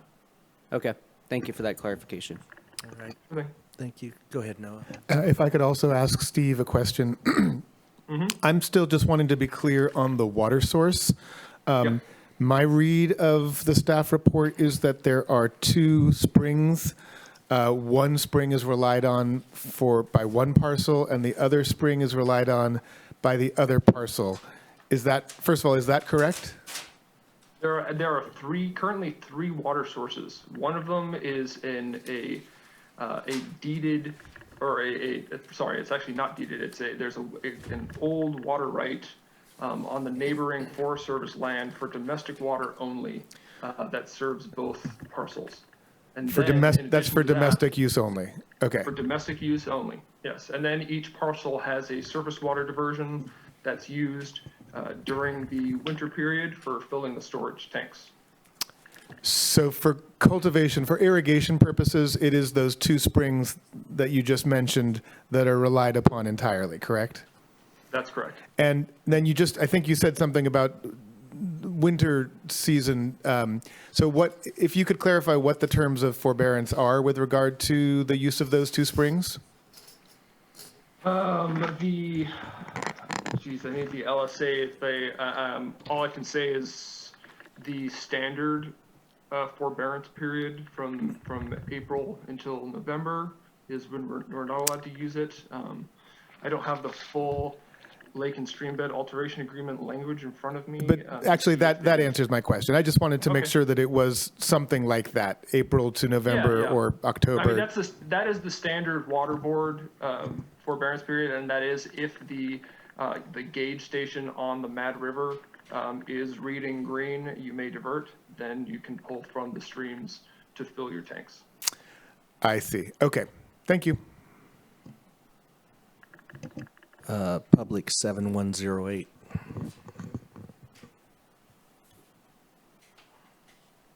Yes, I just have one question about the water bladders, because it's my understanding that the ordinance says that it prohibits the use of water bladders for cannabis cultivation. And then we have the planning department saying you can just go ahead and use them for a couple years. So it seems like those are contradictory, and I'd like to hear about that. Thanks. Thank you. Is there anybody else who wishes to speak on this item? Okay, seeing none, I'm going to close the public comment and bring this back to the commission. Start. Go ahead, Brian. This is the second time we've heard this one, and this is the second time I haven't felt like I have sufficient information to know that this road is capable to support the proposed activity in the safety and the public welfare. So I would be ready to support a move to deny the project. That's sort of where I'm at, starting out. Go ahead, Noah. Well, I was going to say, in light of the discussion we had about the road, that it does seem reasonable under the circumstances that we require a licensed engineer to do an assessment and sign off on it rather than rely on the self-certification. So that was my suggestion, that we could add a condition, especially since Green Road Consulting says they have a licensed engineer in the office, but they haven't yet been out to assess the road. It's not so infeasible that we could require them to. Okay. Anybody else have any thoughts on this? Go ahead, Thomas. So I'm just trying, the roads were the concerns, one of the big concerns brought up by neighborhood emails, comments, pictures, and stuff like that. So I try to, whenever we get lots of comments, I try to focus in on where those are at. This, I'm a little concerned, and now I'm trying to backtrack, like where the pictures, I'm concerned that there's a big variance in between photo 33 and 34, and just looking at it, it looks like the steepest gradient. Just, so I have concerns. I'm not a licensed engineer. I have a Class A contractor's license, but I'm not a licensed engineer by any means. It would be really good, and I was hoping, that's why I was questioning the applicant. So if this project were moving forward, it would need to have some sort of, I would agree with Alan on this as far as some sort of road things, or at least someone, I think what it is for health and safety and the liability issue. So if there's, if someone's going to this project and they create a hazard or something like that, that's kind of where my concerns are at. All right, Melanie, you had your... Yeah, I think there's been a few improvements from the last time, but I really don't understand why, given our concerns before, and given that the applicant says that he has a civil engineer on staff, why the road has not been evaluated. Well, I'll comment because I can't believe that something didn't come back, the fact that it's the second time, and I don't want to see this get extended to a third time, so I'm not even sure that I'd go along with at this point that they would, if they have an evaluation done now, I think we should take a vote on what was put in front of us. They had the opportunity to come back. They don't want to do an evaluation because they don't want to do what is being said they have to do. That road's in bad shape. I don't even have an A license, but I can look at that road and tell you how bad a shape it is. Hell, there's one picture that has a car off the road in the ditch. I mean, I'm thinking, who's the guy who put that in the packet? But, you know, unfortunately, that car might be a diesel tanker truck with 3,500 to 5,000 gallons of fuel on it the next time. And it's happened. They just haven't burst yet. But one of them's going to do it. And I'm not hoping for that, but it's going to happen. And I'm tired of dancing around this road issue. It's a joke. It's a joke that it keeps coming back in front of us. It's an insult. We're not dumb individuals up here, and this just keeps getting thrown in our face. I mean, it's pathetic. I don't know what else to say. Well, I agree, it was a major error not to get that evaluation done before it was brought back.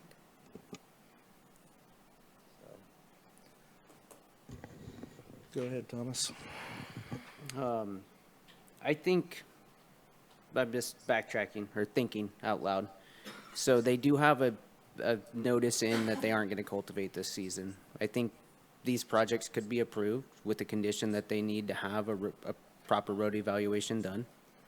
And leave those conditions in there, make sure they don't utilize that skid road for quads in between and put the conditions on there. And then maybe have that as a condition to be able to cultivate again or something. I mean, I'm just throwing out ideas to try to move it forward into improving the environment in the long term. The reason I'm saying the road evaluation is going to point out a bunch of things that need to be done. And that's going to fix the environment mitigate the damages that have been done from previous cultivation, is where my head's wrapping around. Or we could go forward and deny it. Eventually it's going to become potentially a cultivation area again with no mitigation measures. And it'll just, you know, that looks like there's trees there, so there's potential that it could just move to a different area. I'm not saying the applicant is going to do that or anything like that. I'm just saying the potential is there. So we have the potential to improve the environment with the proper conditions, or we can say no, and we have the potential to continue to degrade the environment. That's where I'm throwing it out there. Okay. Well, I'd like to think that the enforcement isn't so bad that there would be continued cultivation after the permit was denied, though.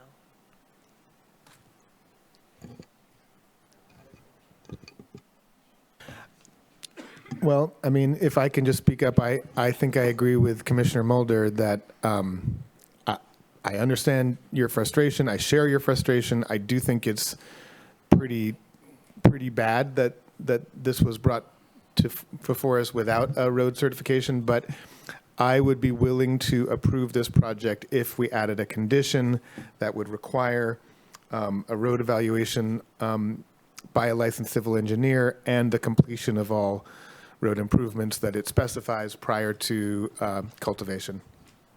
I could live with that. Well, shouldn't the condition address whether, you know, what happens if it's a category 4 or not? Well, what I meant to say is that to the extent that the road, when properly assessed by a licensed engineer, is found to not meet the conditions of Category 4 equivalency, they would have to make the improvements, which may be somewhat expensive, to bring the road up to that standard in order for that to be used. On a separate note, I'm not totally sure why we should be so actively discouraging the use of the skid trail, but I mean, for quads or pedestrian traffic, I know that wouldn't fulfill all the needs, but seems to me that the use of the skid road as an alternative for some traffic is not such a bad idea, but that doesn't solve the problem. So. Go ahead, Mike. So I would be in favor of looking at this more as Commissioner Mulder and Levy have talked about, and because they are not cultivating this year, bring it back as a condition. If we were to say about that skid row or skid trail, skid row, that's, you know, one of those old things, pops up out of the brain. So it would need to be evaluated as well, if that was in that language. So I would go along with whatever you want to do on this, Commissioner Mulder, to move it forward and keep going on this and allow it to be taken care of instead of allowing the land to be degraded further. So the reason I had pause about the skid road is because it's not evaluated in the SMP or the WRPP, which they should be in an SMP now. So what my concern would, if we added a condition in there that they wouldn't use that road unless it's included in the SMP, because then it's evaluated for mitigation measures, especially quads and all those kind of things. And we have to remember the functional equivalent of a category 4. So there can be pinch points and narrow spots just depending on vehicle travel and all those kind of things. So it doesn't have to be 20 feet wide.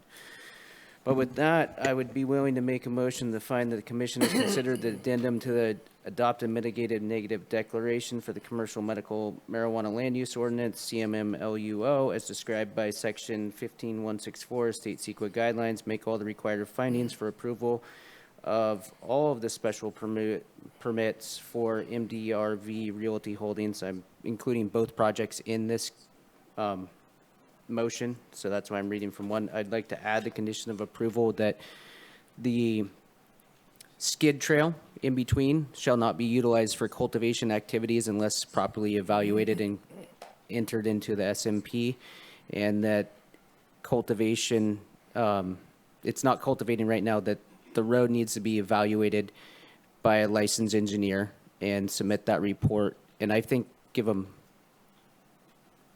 I'm kind of leaning towards give them, if they aren't cultivating this year, I'd give them like 1 year to make 50% of the improvements, and then a second year to make the other 50% of whatever that licensed engineer, because I don't have a stamp, I can't say what it is. And then that liability, the reason I'm okay with that is because that liability is then, I believe, transferred to that stamp.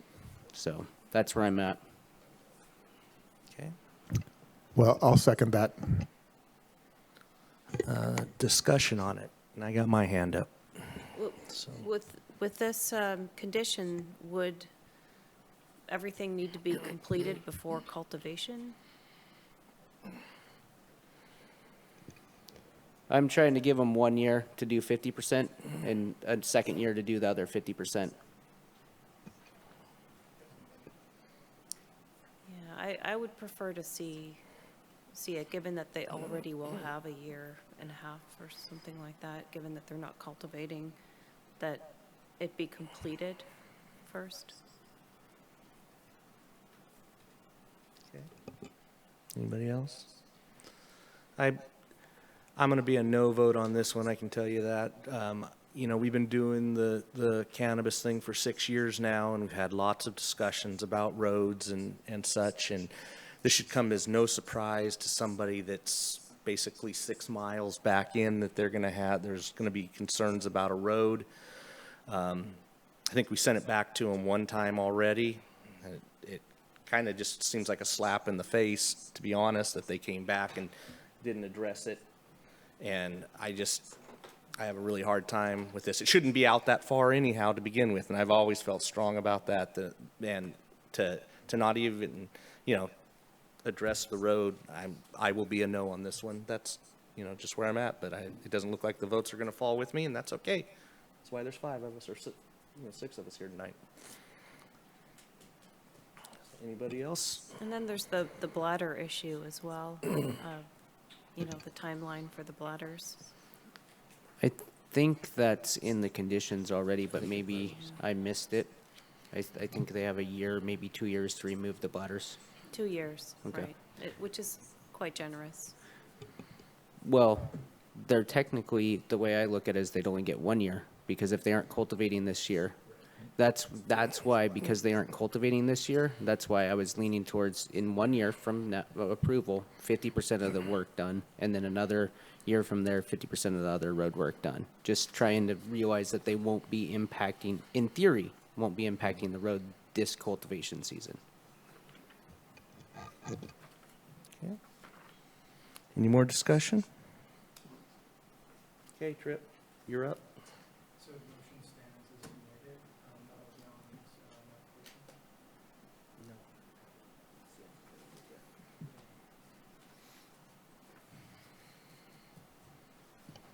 Thomas Mulder, Yes. Alan Bongio, No. Melanie McCaver, No. Noah Levy, Yes. Mike Newman, Yes. and Brian Mitchell. No. Oh, we have this game again. All right, so we have a tie vote, so we have Well, to go back to. Can I make a, sorry. Go ahead. I was just going to throw out what seems to be the logical next motion to make, which would be similar to Thomas's motion, but requiring that the road evaluation by a licensed engineer take place and all improvements that it require be completed prior to cultivation. That would be my alternative motion. How is that any different? Maybe I'm missing something, because they were gonna have to be done. Well, the only difference is that he was willing to allow 2 years for the completion of that work, whereas I'm saying it would have to be all completed prior to cultivate. They're not cultivating this year, so if in effect, they would have to get it completed by next year if they want to cultivate. I had asked if we could add that Okay. everything has to be completed and done and improved before cultivation. Okay. So we have, who's the second on that then? Nobody did second it, I don't think. I'll go ahead and second that. This is going to pass, but I don't honestly see how this project's ever going to be able to have the financial resources to move forward, but it'll move along. All right, so we have a motion, a second. Any further discussion? Okay, Tripp, you're up again.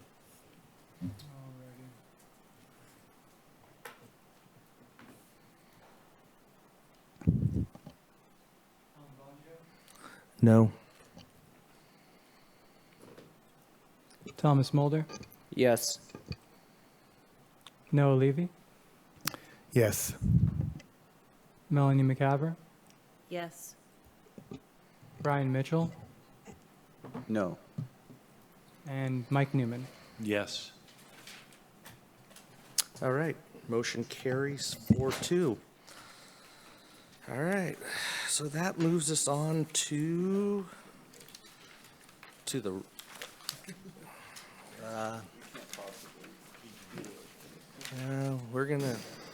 we got till 9:30, so. All right, that brings us to item Chair, number 3. Oh, go ahead. It's 9:42. I'm willing to stay. It's an hour and 8-minute commute to my it's house from. 9:40. I'm so I'm sorry. I'm willing to I stay. missed an hour there. You thought it was still 8:40? I mean, we were having so much fun, I just lost track of time.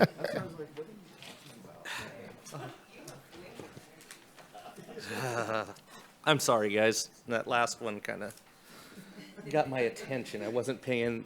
Thank you for bringing that up, Thomas.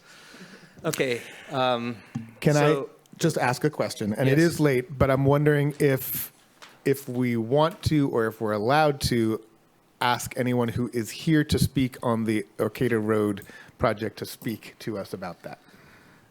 Or on the Are you fine remaining- with that, Director? Or on PG&E?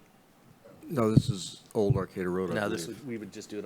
We're not going to get to PG&E. Well, to speak on it, just if they're here, because we Right, do or have either one one. in the audience that I think know of. you've got a lot of- That is here and has stayed here. You've got a lot of people in the queue that I'm sure are here for Old Arcata Road.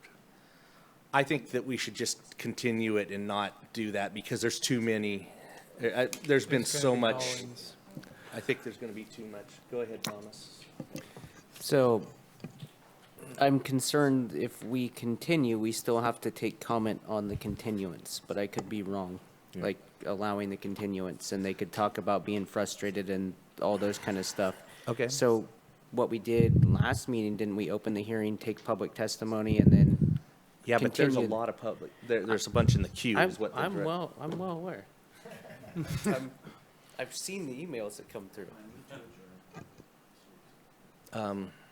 What's your input? What do you want to do, Director? I see that the applicant for Old Arcata Road has his hand up, and it may be good to hear from at least him about the continuance, and then you would need to probably allow others to talk to the continuance.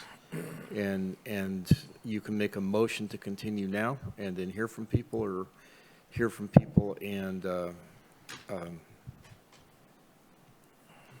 then make the motion. Okay, we'll hear from people then. So I'm gonna. It's just on the continuance. Yes. So if anybody wishes to speak on the fact that we're continuing the road roundabout on what's Old Arcata Road and the PG&E project, you can come up and speak now. And I will hold you to the 3 minutes. I'm only going to have one question. I'm not going to speak on other than the continuous. When are you continuing it to? That's my only question, so we know.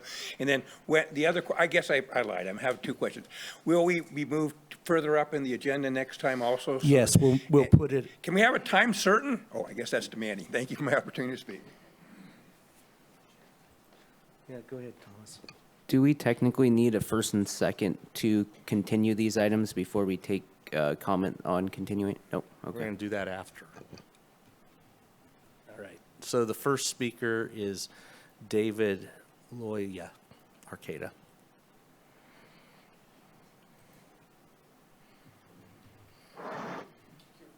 Good evening. Can you hear me? Yes. Go ahead. Good evening, Chair, Vice Chair, and Planning Commissioners. We'd appreciate the opportunity to be heard. We realize it's late and would respectfully request that we do continue to the next agenda. We realize there are a lot of people who are very interested in this item, and many of them are probably here tonight. And think that the time allowed for the rest of this evening's review would not be sufficient to fully vet this project. Yes. But I do want to say that this is a road repaving project at its core. And so we're looking forward to having the full hearing and describing to you all of the the elements, but then in particular the elements that are under the county's purview. So appreciate the opportunity to speak tonight, and looking forward to being heard by your body. Thank you. Next caller is Miriam.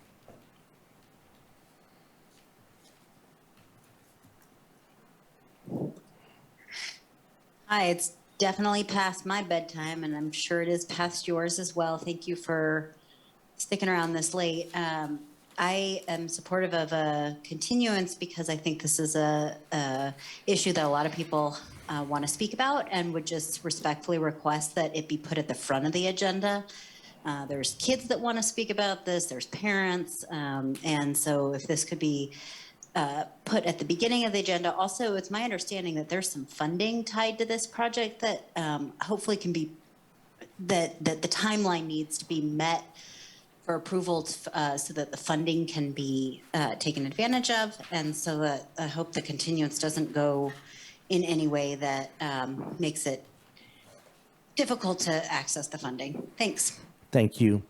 Next caller is Jim Zolik.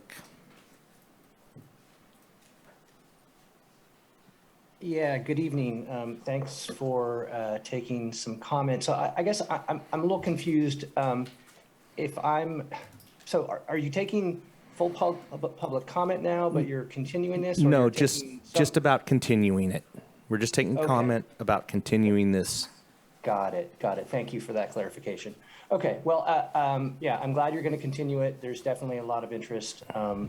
There's a lot of folks I know here in the community who have stuck with this. I've been texting with people all night long, and it's been a little frustrating, but you know, that's how it goes. So, yeah, thanks for hearing this. I look forward to participating in the next meeting, and I definitely putting it up at the front of the meeting. Hopefully, since it was one of the last items and you didn't quite get to it, that would be much appreciated. So thank you. I will see you next meeting. I promise you it'll be at the first of the meeting.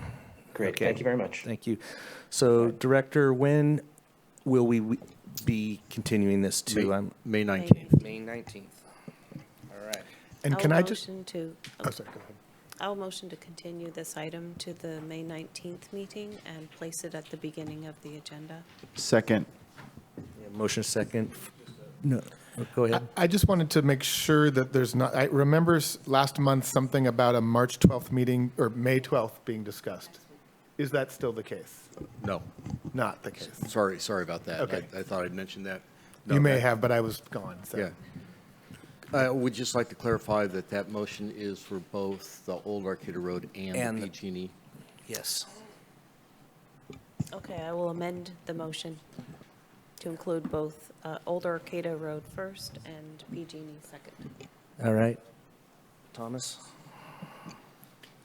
Being as or I shouldn't say majority, there was a handful of us that penciled in that May 12th. Would it be unrealistic for us to continue those to just get these? I mean, I'm guessing this agenda item is going to be 1 to 2 hours. It could be if, do you know, Tripp, did we get clearance for this room? For May 12th? Yeah. As far as I know, we didn't really move forward with that.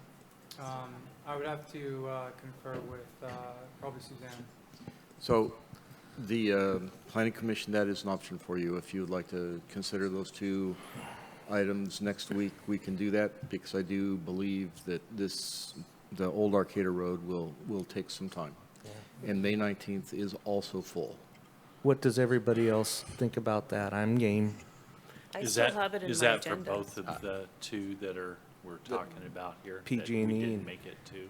I know I have May 12th in my calendar, and I took different flight.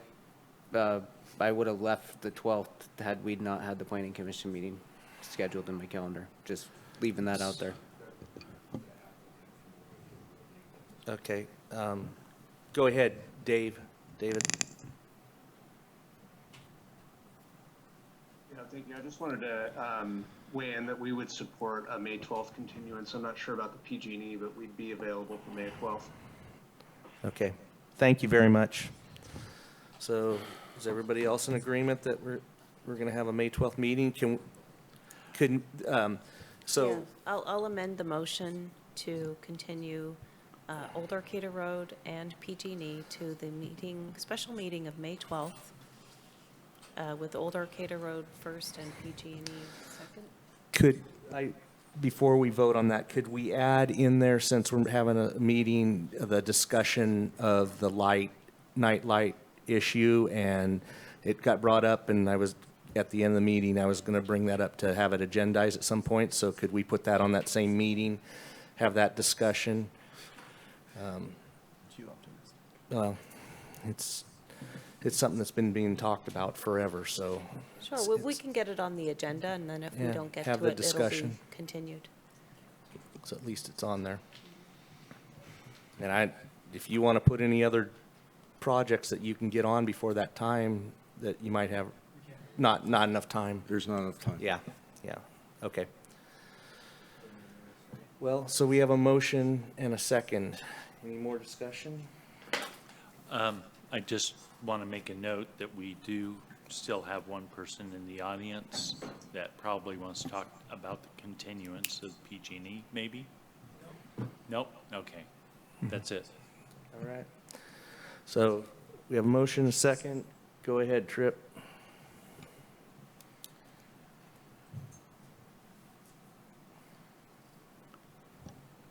Thomas Mulder, Yes. Alan Bongio, Yes. Noah Levy, Yes. Melanie McCaver, Yes. Brian Mitchell, Yes. Mike Newman. Yes. All right.